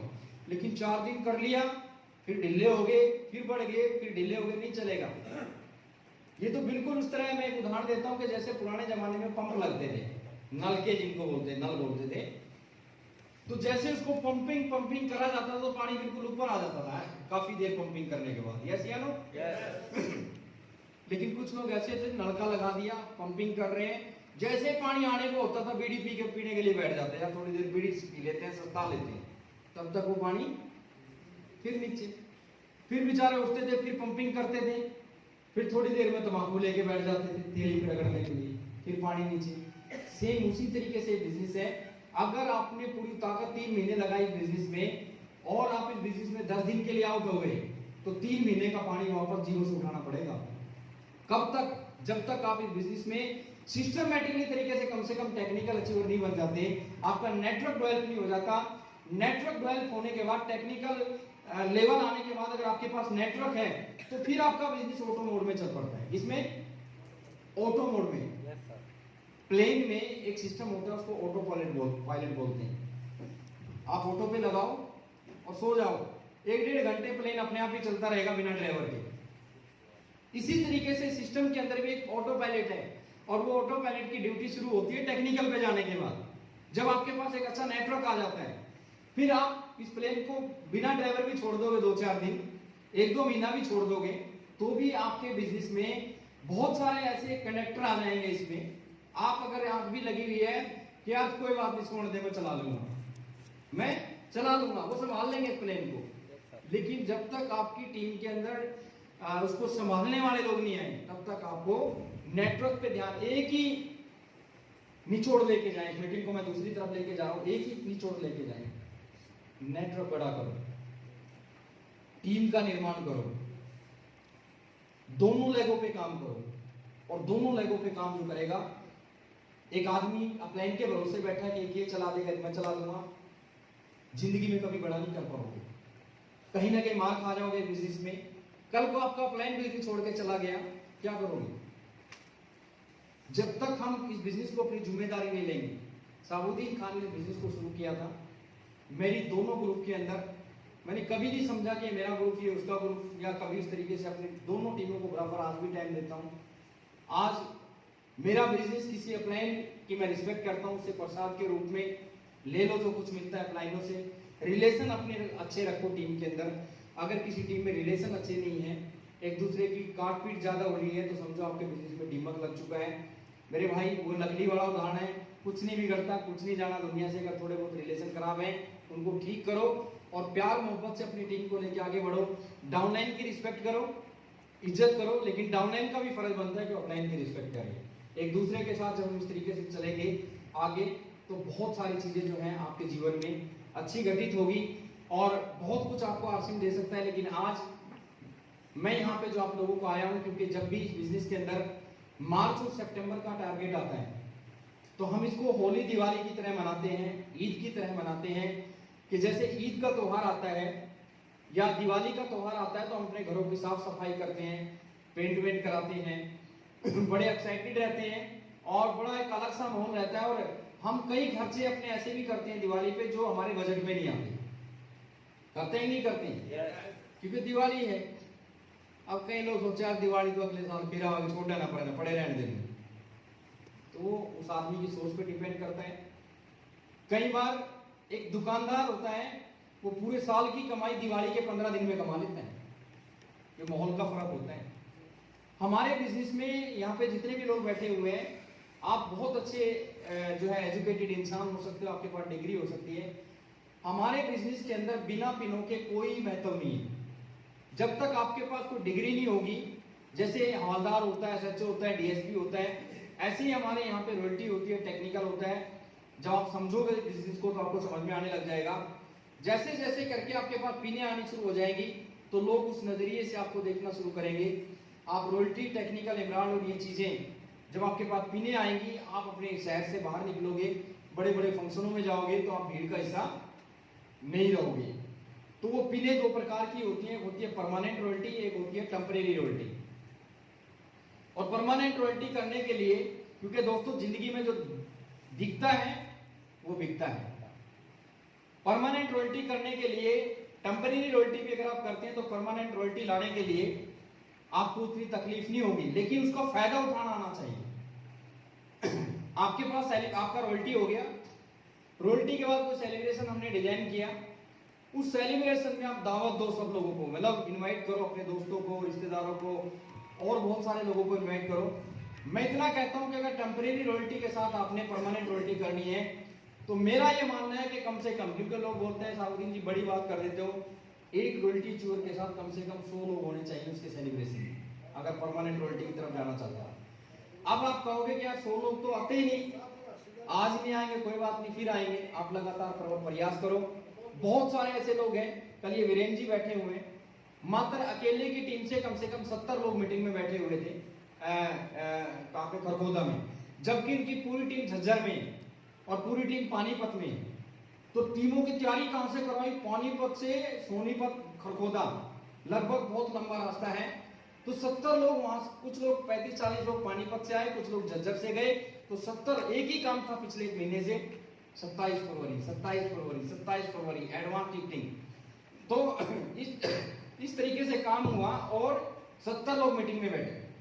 और कई टीमें हैं, एक जोशी जी हैं हमारे खरगोदा से, बहादुरगढ़ से, लगभग 70 से 80 लोग खरखोदा और दिल्ली नरेला से 70 लोगों को उसने 70 से 80 लोगों को उसने वहां पे मीटिंग में बिठाया। कविता सैनी जी आज इमराल्ड है, वैसे इमराल्ड नहीं है, मैं कमाल करता हूं, उसको सैल्यूट करता हूं। कम से कम 200 से ज्यादा लोग उसकी टीम से, अकेले की टीम से बैठे होते, 200 से ज्यादा लोग। तो जब जिसका मान लेते हैं आज यहाँ मीटिंग चल रही है, मैं ये नहीं कह रहा हूं मेरे लिए 1000 लोग बैठे उसके रिजल्ट ना आए तो कोई मायने नहीं रखता, लेकिन इस मीटिंग में से अगर कुछ लोग विजन लेके चले जाएं और वो रूबी बनने का ठान ले, वो टेक्निकल लॉयल्टी बनना ठान ले, तो ये मीटिंग हजारों की मीटिंग के ऊपर भारी पड़ सकती है। तो वो महत्वपूर्ण है, भीड़ महत्वपूर्ण नहीं है। लेकिन मेरा कहना यह है मेरे भाई कि अगर मान लेते हैं यहाँ पे एक आदमी की टीम से 100 लोग बैठे होते हैं, तो इस मीटिंग के बाद उसके रिजल्ट आते कि नहीं आते? आपकी टीम का निर्माण होता कि नहीं होता? तो कोई बात नहीं, ये चीजें हैं, उतार चढ़ाव चलते हैं, कभी ज्यादा कभी कम। हम इसको 2 आदमियों से उठा के यहाँ तक लेके आए और हम इसको 1000 लोगों पे भी लेके जाएंगे और ज्यादा लोगों पे भी लेके जाएंगे, जब हम लगातार प्रयास करते रहे, हिम्मत ना हारे। हर महीने कोई ना कोई सेमिनार किसी ना किसी लीडर का यहाँ पे होता रहेगा। तो एक दिन एक ऐसा आदमी आपकी टीम के अंदर आएगा जो सतीश पंडित जी बोलते थे अपनी सीडी के अंदर कि भाई वो आदमी तो अभी सिस्टम में आया नहीं जो जिसके पास सबसे बड़ी पिन होनी है, और क्या पता वो आदमी हाथी की किस मीटिंग में बैठ जाए और हिंदुस्तान की बड़ी बड़ी मीटिंगों के ऊपर आप लोग भारी पड़ने लग जाओ। ऐसे लोग भी आपकी टीम में हैं। तो मार्च मिशन को हम जो है त्योहार के रूप में लेते हैं, इसमें लोग अपनी पिनों को चेंज करते हैं और इस बहाने से हम कुछ टारगेट सेट करते हैं, लोगों को घुमाने फिराने के। बहुत सारे लोग मिलते हैं कि खान साहब पैसा भी था, सब कुछ था, लेकिन आपके साथ आके एक फायदा तो हुआ, कम से कम एक बहाना मिला, उस बहाने के थ्रू हम जो है घूम फिर आए बाहर में। जैसे 1-2 बार मैं अपनी टीम को शिमला लेके गया, मसूरी लेके गया, आगरा 1-2 बार लेके गए, और अब की बार हमने कुछ यूनिक सोचा कि भाई कुछ अलग करते हैं, और अब की बार कुछ अलग एक ऐसा माहौल वहां पे रहता है दोस्तों कि हम 200-300 लोग टूर पे इकट्ठे होके जाते थे। लेकिन अब की बार मैं पिछले 8-10 महीने से मेहनत कर रहा था कि यार सब लोग कोरोना की वजह से घरों में पड़े हुए थे, चलो अब की बार कुछ अलग करते हैं। मैंने पहली बार आज तक पूरे आरसीएम के इतिहास में किसी ने हिम्मत नहीं की होगी, मैंने 1500 लोगों का टारगेट लिया कि मैं एक साथ एक मंच पे हिंदुस्तान के कोने कोने से लगभग 1500 लोगों को, उदयपुर के एक ऐसी सिटी जो पूरे हिंदुस्तान की बहुत खूबसूरत सिटी है, मैं वहां पे घुमाने के लिए 3 दिन का प्रोग्राम मैंने डिजाइन किया कि जो विजन एक आदमी का 3 साल में क्लियर होता है, मैं आपकी बार वादा करता हूं कि वो विजन आपका 3 दिन में क्लियर होगा। इस तरह की तैयारी मैंने वहां पे कर रखी है। वो तैयारी इतनी गजब की रहेगी कि जो आदमी वहां पे, ये नहीं है कि वहां पे आपका दिमाग चाटा जाएगा, प्रोजेक्टर लगा के सारा दिन मीटिंग चलेगी, उसको एंजॉयमेंट से हमने भर दिया है। उसमें ट्रेनिंग को हमने एक महत्व दिया है। उसमें हिंदुस्तान के अमिताभ बच्चन कहे जाने वाले आरसीएम के मुकेश कोठारी जी 10 तारीख को वो हमारे साथ रहेंगे, घंटे का सेशन उनका ट्रेनिंग के रूप में हमारे साथ रहेगा। गुड डॉट कंपनी के जो मालिक है दीपक परिहार जी, एक दिन के लिए वो हमारे साथ अपनी फैमिली के साथ रहेंगे।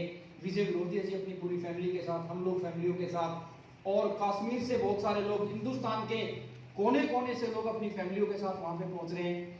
और वहां पे हरियाणवी में ऐसा माहौल बना हुआ है दोस्तों कि हरियाणा के अंदर बहुत सारी लेडीजें तैयारी कर, जैसे कविता जी तैयारी करा रही हैं, कम से कम 15 से 20 लेडीजों का एक ग्रुप तैयार कर रहे हैं जो अपना वो होता है हरियाणवी एक पहनावा होता है, क्या बोलते हैं उसको, तो चुंदड़ी क्या बोलते हैं उसको, दामन वगैरह जो होता है, वो परचेज किए जा रहे हैं ताकि एक प्रोग्राम चले, घंटे की ट्रेनिंग, उसके बाद कोई हरियाणवी कल्चर के हिसाब से कुछ प्रोफेशनल तरीके से कुछ वहां पे एंजॉय किया जाए, और उसमें मतलब कुछ हरियाणवी डांसिंग प्रोग्राम। उसके बाद वो पंजाब वालों ने चिमटे चमटे अपने खरीद लिए, लीले कुर्ते पजामे डाल के वो डांस वांस करते हैं ना, वो पूरा का पूरा मामला मतलब इतना गजब का वहां पे रहने वाला है कि जिंदगी में लाखों रुपए खर्च करके भी आपको इस तरह का माहौल नहीं मिल सकता। तो इस तरह का जो है माहौल बना हुआ है, जिस तरह ब्याह शादी के लिए लोग तैयारी करते हैं, लोग ड्रेसें बनवा रहे हैं, ये कर रहे हैं, वो कर रहे हैं। और हिंदुस्तान में एक ऐसा ऑडिटोरियम मैंने बुक किया मेरे भाई, जिसमें इंडियन आइडल जो आता है टीवी के ऊपर, इंडियन कुछ शो आते हैं कलाकारों के, वो उदयपुर के अंदर जब भी कोई प्रोग्राम इस तरह का रहता है फिल्म सिटी वालों का, वो सारा का सारा प्रोग्राम इसी ऑडिटोरियम में होते हैं। और भी जो भी बड़े प्रोग्राम रहते हैं तो उदयपुर का यही वो स्टेडियम है, इतना खूबसूरत स्टेडियम जिसके मेहनत की हमने, देने से मना कर दिया कि नहीं ऐसे मिलेगा नहीं, हमने पॉलिटिशियन कुछ स्पोर्ट लगाई, कुछ और किया, और पूरा 3 दिन के लिए अब की बार मैंने इस ऑडिटोरियम को बुक किया। इसका एजेंडा जो रहेगा उस तरीके से कि 9 अप्रैल, 10 और 11 अप्रैल का मैंने ये टूर फाइनल किया। सुबह 9 बजे हम सब लोग यहाँ पे पहुंचेंगे उदयपुर में, 9 बजे सब लोगों को 3 स्टार लेवल के होटल, इतने अच्छे सुंदर होटल अब तक के जितने भी टूर रहे हैं, हमने सब कुछ अब की बार साइड में रख दिया है। एक गजब की मैनेजमेंट हमने करने की कोशिश की है कि सब लोग जाएंगे और सीधा सीधा अपने अपने होटल में सबको एंट्री मिल जाएगी। एंट्री के बाद आप सब लोग जो है नीचे हॉल में आएंगे, नाश्ता आपके लिए रेडी रहेगा। नाश्ता करने के बाद सब लोगों को 10 बजे से लेकर 2 बजे तक का समय दिया जाएगा। 10, 11, 12, 1, 4 घंटे आप अपनी बसों के साथ घूमने के लिए निकल जाएंगे। एक प्रोफेशनल फोटोग्राफर आपके साथ होगा, सारे प्रोग्राम की इसकी वीडियोग्राफी होगी। आपको 4 घंटे घूमने के मिलने के बाद आप वापस 2 बजे अपने होटल में आएंगे, आपके लिए लंच रेडी मिलेगा। और लंच करने के बाद जो है आपको ड्रेस कोड में फिर यहाँ से तैयार होकर सीधा सीधा ऑडिटोरियम में पहुंचना है।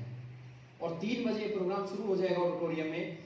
3 बजे जो प्रोग्राम होगा ना दोस्तों, एक ऐसा ऐतिहासिक जो उसकी शुरुआत होगी ना उस प्रोग्राम की, मैं देख के खुद मोटिवेट हो जाता हूँ कि जब इस प्रोग्राम की शुरुआत होगी तो क्या मंजर होगा, जब हिंदुस्तान के कोने कोने से ड्रेस कोड में सब लोग वहाँ पे मौजूद रहेंगे। उसके बाद हम 10 बजे तक यहाँ पे रहेंगे। जो भी चीजें हमने फाइनल की है, मैं यहाँ पे आपका मजा खराब नहीं करना चाहता, सारी चीजें बता के कुछ चीजें सस्पेंस में भी रखनी चाहिए। तो रात को 10 बजे तक रहेगा। 10 बजे आप सब लोग ऑडिटोरियम से निकलेंगे और सीधा वापस होटल। रात को डिनर आपका लगभग मिलेगा, आपको लगा हुआ।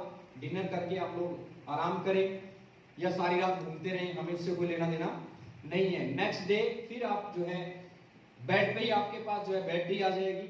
बैटरी लेने के बाद आप सब लोग फ्रेश होके फिर आप नीचे हॉल के अंदर, ऐसा सोचो जैसे आप किसी लड़की वालों के यहाँ गए हुए हैं, मतलब इस तरीके से उदयपुर वाले हमारे लड़की वाले ही हैं उस दिन जिस दिन जाएंगे। तो फिर आपको ब्रेकफास्ट, और ब्रेकफास्ट के बाद फिर आप 4 घंटे घूमें और उसके बाद 3 बजे ऑडिटोरियम। और थोड़ी सी मैं एक मैसेज और देना चाहता हूँ क्योंकि अलग के लिए कई बार टाइम नहीं मिलता। हम 1500 लोग रहेंगे, हम अपनी टीम जो भी यहाँ से जाएगी, एक उनको अच्छी चीजें सिखा के लेके आए। कई बार आदमी एक्साइटमेंट में हुआ झील पे निकले हुए घूम रहे हैं, जो आरसीएम लोग पता नहीं कितने पागल आ गए सारे। तो हमारा आरसीएम की एक अलग इमेज है। हम जिस बस में जाए उसमें चाहे उल्टे लटक लो आप, उसमें कोई दिक्कत नहीं है, तो हमारी है अंदर जो जैसे आप जाओगे एंजॉय करते हुए जाओ, कोई दिक्कत नहीं है। लेकिन जब हम सिटी में जाए, क्योंकि वो क्या टूरिस्ट पैलेस है और हम घूमने के लिए जाए, तो अपनी टीम को एक सभ्य तरीके से जयसिंह बोले, सभ्य तरीके से बोले, वीडियोग्राफी करें, जयसिंह बोले, आपकी फीलिंग बताएं सब लोग। क्योंकि वो वीडियोग्राफी अब की बार जो होगी वो पूरे इंडिया के अंदर आज तक जो है एनिवर्सरी को मैं फीका, अब की बार जिस तरह एनिवर्सरी का मोल होता है ना, तो उससे भी ऊपर मैं इसको करने की कोशिश करूंगा। और जो है ये चीजें सिखा के लेके जाएं। कोई आदमी अगर ड्रिंक करता है तो उसको भले ही मत लेके जाएं, और कोई आदमी अगर स्मोकिंग भी करता है जिसके कीटाणु की बार यहाँ से निकलेगी। उदयपुर की वो स्टेज होगी, मुकेश कोठारी जी हमारे साथ होंगे और विजय विरोधिया जी साथ होंगे, सुदेश सैनी और बड़े बड़े लीडर सतवंत सिंह और सब लोग होंगे साथ में।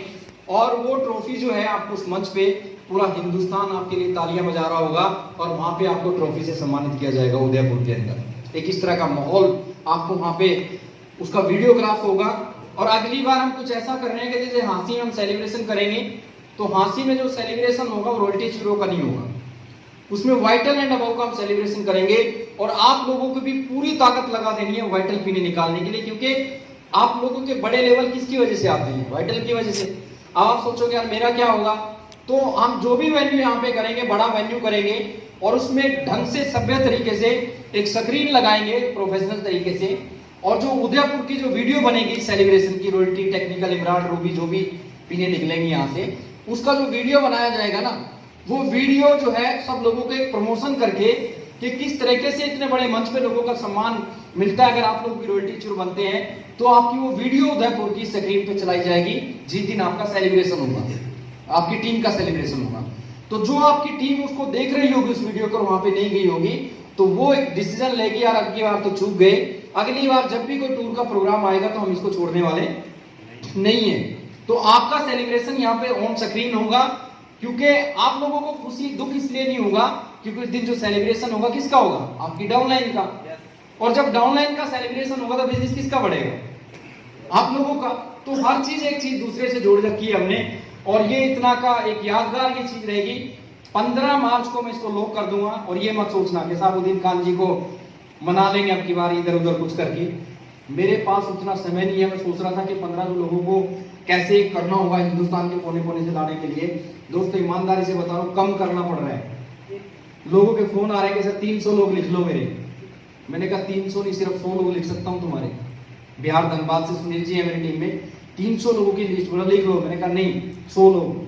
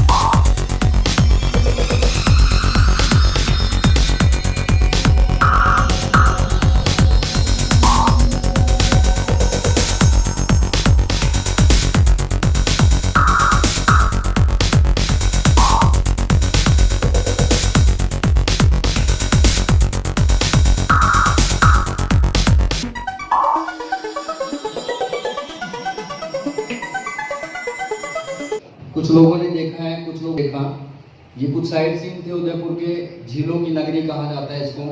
बहुत खूबसूरत शहर है, खुद मैं विजिट करके आया।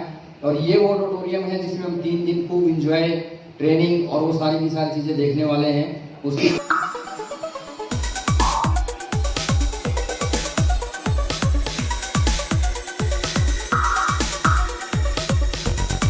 Good morning to all of you. Myself Vikram Jain, मेरा नाम विक्रम जैन है। मैं गुड़गांव में HR मैनेजर की पोस्ट में हूँ। और यहाँ पे जो इवेंट होने वाला है मिस्टर साबुद्दीन जी की तरफ से जो इवेंट होने वाला है अप्रैल महीने के, उसके लिए पूरी तैयारी हम लोगों ने कर ली है। ऑलमोस्ट आप ये देखिए हम लोग कब से प्रिपरेशन कर रहे हैं, कब से इसके लिए तैयारियां शुरू कर चुके हैं। अब आप देखिए इतना बड़ा ऑडिटोरियम है, इस ऑडिटोरियम के अंदर आपको सारी चीज पूरा यहाँ बैंक के जिस तरीके से पूरा एक आपका एक माहौल क्रिएट होगा, आपको सारी चीजों के बारे में बताया जाएगा, सारी चीजों के बारे में आपको इन्फॉर्मेशन दी जाएगी। बहुत अच्छा यादगार आपका इवेंट ये रहेगा। आप साबुद्दीन जी को याद करेंगे कि ये इवेंट आपने बहुत अच्छा बनाया। उदयपुर का इवेंट आपका सबसे यादगार इवेंट रहेगा। धन्यवाद। ये ऑडिटोरियम दोस्तों जो मैं बुक करवा दिया, मैं साबुद्दीन खान और आज हम लोग उदयपुर पहुंच चुके हैं। आज ये जो टूर हम लोगों ने फाइनल किया है 9, 10 और 11 अप्रैल का, और जैसा कि पूरी इंडिया के अंदर काश्मीर से लेकर कन्याकुमारी तक पूरा हिंदुस्तान के सभी साथी जो है बड़े एक्साइटेड हैं टूर को लेके, उदयपुर टूर को लेके, और बहुत जबरदस्त तरीके से सब लोग इसकी तैयारियां कर रहे हैं। बहुत सारी जगह से बहुत सारी बसें इसमें बुक हो चुकी हैं। और ये ऑडिटोरियम है दोस्तों जो आपकी जिंदगी का एक यादगार जो है लम्हा बनने वाला है, गवाह रहेगा ये ऑडिटोरियम, जिसके अंदर जो है लगभग 1000-1500 लोग इस मीटिंग में यहाँ पे मौजूद रहेंगे। और आप देख सकते हो कि इसका जो है नज़ारा यहाँ पे जिस तरीके से इसकी तैयारी की जा रही है। आज टोटल भी लगभग यहाँ पे हम फाइनल हो चुके हैं आप लोगों के लिए। बस आप दोबारा से इस तरह की जो प्लानिंग की जाएगी तो आपको ज़्यादा कहने का मतलब मैं इसको शॉर्ट में दिखा रहा हूँ। ये वेन्यू आप जो देख रहे हो अभी स्टेज की डेकोरेशन नहीं है इसमें, लेकिन इसको दुल्हन की तरह सजा दिया जाएगा उस समय पे। मैं 3-4 दिन पहले यहाँ पे पहुँच रहा हूँ। जो भी फ्रंट आप देख रहे हो चारों तरफ फुटबॉल के इस पे बड़े बड़े बैनर न्यूट्री चार्ट वाले इसकी डिजाइनिंग कर रहे हैं। जैसा माहौल एक एनिवर्सरी पे होता है, मैंने अब की बार कोई समझौता नहीं किया। आपने रात वीडियो देखा होगा, मुकेश कोठारी जी भी मेरे साथ रहेंगे, और मैंने खींच के मामला लिया है गुड्डोट वालों से। ऐसी चीजें आपको सरप्राइज मिलेगी वहाँ पे गुड्डोट की तरफ से। एक VIP तरीके से आपकी एंट्री कराई जाएगी इस ऑडिटोरियम में। आज तक जो किसी के साथ नहीं हुआ होगा, किसी ने भी नहीं किया होगा इस तरह का प्रोग्राम, कि मात्र एक छोटा सा टारगेट लेके इतना मान सम्मान 3-4 दिन तक इतने बड़े माहौल में रहना। मैं कहता हूँ लाखों रुपया दे के भी अगर कोई इस तरह के माहौल में जाना चाहे। बहुत सारे लोग हैं मेरे को बोल रहे हैं सर 5-10 हज़ार रुपये फालतू ले लो। मैंने कहा मैंने कोई ट्रेवल एजेंसी तो खोल नहीं रखी कि मैं ऐसे लेके जाऊंगा लोगों को। तो मैंने कोई बिजनेस नहीं कर रखा है। ये मैं रात दिन दिसंबर से लेके अब तक सोया नहीं हूँ। और जैसा कि मैंने एक वीडियो में बताया कि मैंने अपनी कश्तियों में आग लगा दी है। बहुत बड़ा सोचना पड़ता है जिंदगी में, जब कोई इंसान कुछ करना चाहता है तो उसके लिए वो जो सोचता है वैसा ही हो जाता है। ये 45 से 50 लाख रुपए का पैकेज है।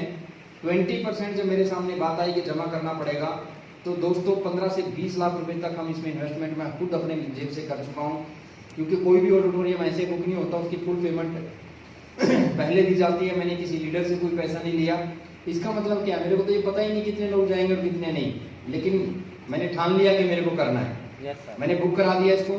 यहाँ तक कि ट्रॉफी भी 300 से लेकर 400 ट्रॉफियां मैं फाइनल करके आया हूँ, जिसमें रॉयल्टी से लेकर रूबी स्टार रूबी तक की ट्रॉफियां मैंने फाइनल की है। इसका मतलब तो ये है कि मैंने ठान लिया है कि रूबी भी आएंगे और स्टार रूबी भी आएंगे, एमराल्ड भी आएंगे और रॉयल्टी भी आएंगे।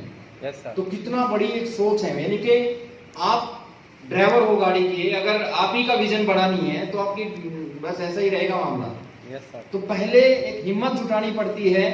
वो कहते हैं ना भाई, वो एक आदमी अगर आपका आगे चल रहा है, वो लोगों का हौसला बढ़ा रहा है। तो मैंने पूरा जिंदगी में अब तक इतना टारगेट, मैं दिसंबर से जब से मैं सोच रहा हूँ चीजों को लेके, मैं रात को सोता नहीं हूँ। आप सोचते हो कि यार इस लेवल पे जा, हालांकि मैं अपनी मर्जी का मालिक हूँ, मैं किसी का कोई गुलाम नहीं हूँ, लेकिन जिंदगी में जिन लोगों को सपने दिखाए हैं वो सपने पूरा करवाना मेरा कर्तव्य है। और वो तभी होंगे, जिसको भागना हुआ भाग जाएगा। मैंने तो इस सफर को तय करते हुए 15 साल हो गए, 2005 से लेके अब तक। न जाने कितने लोग आए और कितने गए, आगे भी ऐसा ही होगा, पता नहीं कितने लोग आएंगे और कितने। ये तो भाई ऐसा होता है, आज ये सेमिनार है, ये समझो कि ये वो दूध है, जैसे हम शाम को उसमें हारी में दूध रखते हैं, सवेरे उसको जमा देते हैं, फिर उसमें एक रई लगाते हैं, वो मधानी लगाते हैं, तो उसमें सुबह मक्खन अलग हो जाता है और लस्सी अलग हो जाती है। तो यहाँ पे वो दूध बैठा हुआ है, इसमें भी रई लगने वाली है और इसमें से मक्खन अलग हो जाएगा और लस्सी 10 रुपए किलो बिकती है। अभी तो गलियों में, हमारे जमाने में तो फ्री मिलती थी, अब सिटी में 10 रुपए 20 रुपए किलो लस्सी बिकने लगी है। लेकिन जो मक्खन होगा ना, उसका रेट ही अलग होता है। तो हर मीटिंग में एक चीज लेके बैठो कि लोग आएंगे जाएंगे, इससे डरो मत। ये हर मीटिंग में एक रही लगेगी और मक्खन और लस्सी अलग हो जाएगी। तो मैंने इस चीज को ठान लिया है कि मैं वो करूंगा इंडिया के अंदर, अपनी टीम के अंदर। क्योंकि आप देखते होंगे मैं बहुत ज्यादा फेसबुक उस पे जूम वगैरह पे भी नहीं रहता इधर उधर में, क्योंकि अपना मकसद एक ही है, फिजिकली लोगों को जो चीज समझ में आती है। भाई मजबूरी है, अगर हमारी जैसे कश्मीर है, अभी वहाँ मीटिंगें शुरू नहीं है, तो जूम का पूरा फायदा हमने कोरोना में उठाना भी चाहिए और पूरा रहना चाहिए टच में। लेकिन ग्राउंड पे जितने ज्यादा उतरोगे उतने ज्यादा रिजल्ट आपको मिलने वाले हैं। तो ये मैं एक झलक आपको इसलिए दिखा रहा हूँ कि ये वो ऑडिटोरियम है। ये तो नीचे नीचे की सीटिंग देख रहे हो, पीछे मेरे जो दीवार देख रहे हो, लगभग 400 सीटिंग इसमें ऊपर है। जो ऊपर आपको इस दीवार पे यहाँ पे जो ये देख रहे हो आप, ये ऊपर, ये यहाँ पे, ये इसमें 500 सीटिंग है ऊपर और लगभग 800 सीटिंग नीचे है। तो इस तरीके से ऑडिटोरियम है और ये इसको दुल्हन की तरह पूरा सजा दिया जाएगा। और बड़े बड़े दिग्गज जहाँ पे आप जो है लाखों रुपया देके नहीं सीख सकते, वो चीज आपको यहाँ पे मिलेगी। ये कोई छोटी मोटी चीज समझ के अब तक का जो टूर हुआ है वो गलती भी मत कर देना सोच के कि भाई ये उस तरह का टूर रहेगा। तो ये थोड़ा सा मैं और आपको कट कर करके दिखा दूँ, लगाने की इसमें जरूरत नहीं पड़ेगी। तो ये ऑडिटोरियम का मंजर आप लोगों ने देखा, ये वो स्टेज है दोस्तों। जो भी लोग नई रोटियां अचीव करके यहाँ पे आएंगे या नई टीम, नया टेक्निकल का जो लेवल आप लोग अचीव करके आएंगे और ट्रॉफियां यहाँ पे स्टेज के ऊपर आपको 10 और 11 के दिनों को जूम पे लेके आएंगे। ये जब मैंने वीडियो बनाई तो पीछे एक मशीन चल रही थी, उसकी आवाज आ रही है, इसलिए मैं उसको शॉर्ट में दिखाऊंगा। ये एक होटल है, मैं आपको थोड़ा सा क्लियर कर दूं ये चीज भी। अभी जब कोरोना आया तो जो 3 स्टार लेवल के होटल हैं, उन 3 स्टार होटल में क्या होता है ना, स्टार के नाम से उनका चार्ज अलग लगता है। तो बड़ी बड़ी इंडस्ट्रियाँ एक फैल हो गई और ये लोग बहुत जो है उसमें जाने लगे। तो इन लोगों ने 3 स्टार लेवल का जो लेवल था उसको हटा दिया ताकि चार्ज कम हो जाए। ये सारे के सारे होटल 3 स्टार लेवल के होटल हैं, जो कभी इनका समय था कि एक नाइट का रूम आपको 10-10 हज़ार रुपये में भी मिलता था इनका। तो हमने वो होटल अब की बार सिलेक्ट किए हैं, क्योंकि सभी जगह तो नहीं ऐसा होगा, लेकिन हमने 10-12 होटल बुक किए हैं। तो 90% होटलों के अंदर स्विमिंग पूल भी मिलेगा आपको। और मैं स्विमिंग पूल पे खड़ा हूँ छत पे और चारों तरफ पहाड़ियों का माहौल है, इस तरह का मंजर है। छोड़ा है वीडियो आपको कट करके दिखाऊं, इसकी देख सकते हैं आप।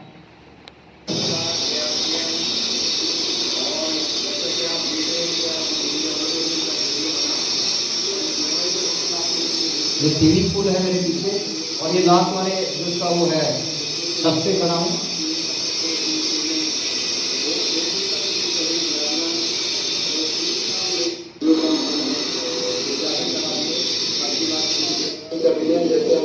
ये होटल देख रहे हो आप नीचे से, और कुछ आगे बुकिंग तो हो चुकी है 9 लाख 11 पे हमको। उसके बाद हमने आज कुछ होटलों की बुकिंग कर दी है और कुछ और होटलों की बुकिंग भी जा रही है। लगातार कई होटल देख लिया हमने, लेकिन अंत होने वाला है। तो मिलते हैं 9 लाख से प्राप्त करो, तब तक आप अपने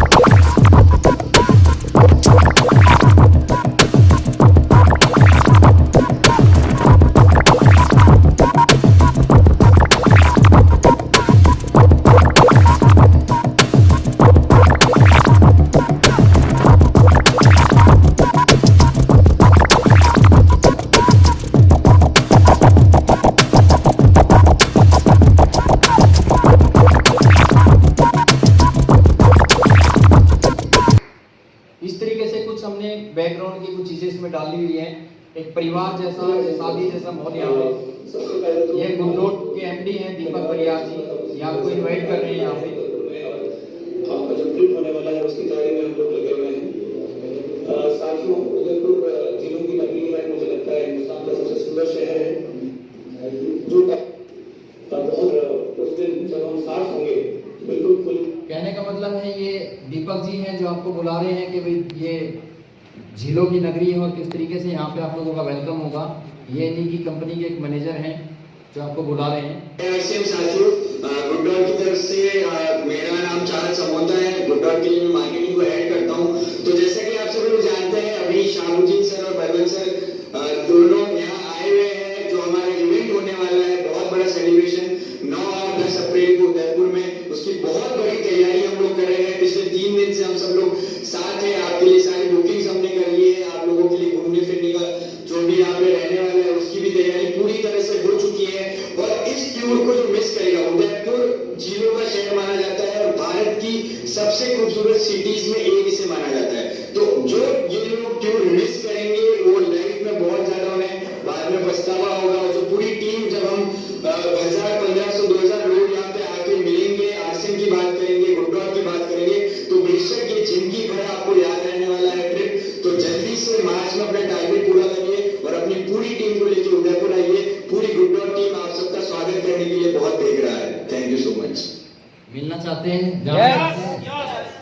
और थोड़ा सा ये ड्यूटी चार्ज का साथी जरा से मेरा चार्ज, ड्यूटी चार्ज, और आज की जो शाहरुद्दीन सर की जो टीम है, आज हमने सभी लोगों को अपील करना चाहता हूँ कि जैसा मेरे अभी बीच में शाहरुद्दीन सर के घर के उनसे मुलाकात हुई थी और मुझे उनके द्वारा उनके विजन और उनकी प्लानिंग को लेके बहुत अच्छी जानकारी दी गई और मैं उनकी बातों से बड़ा प्रभावित हुआ और किस प्रकार से वो न्यूट्री चार्ज को, न्यूट्रिशन को बहुत अच्छा काम कर रहे हैं।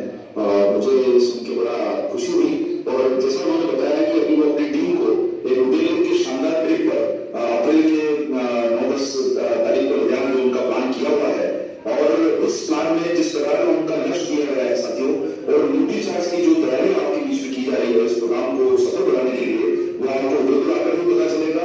मैं आपकी सारी टीम से ये निवेदन करना चाहूंगा कि आप जो टारगेट आपको शाहरुद्दीन सर की टीम द्वारा दिए गए हैं, आप उन टारगेट्स को पूरा करें। और उदयपुर में हम आपके साथ उन 3 दिनों में बहुत ही शानदार प्रोग्राम का आयोजन लेंगे।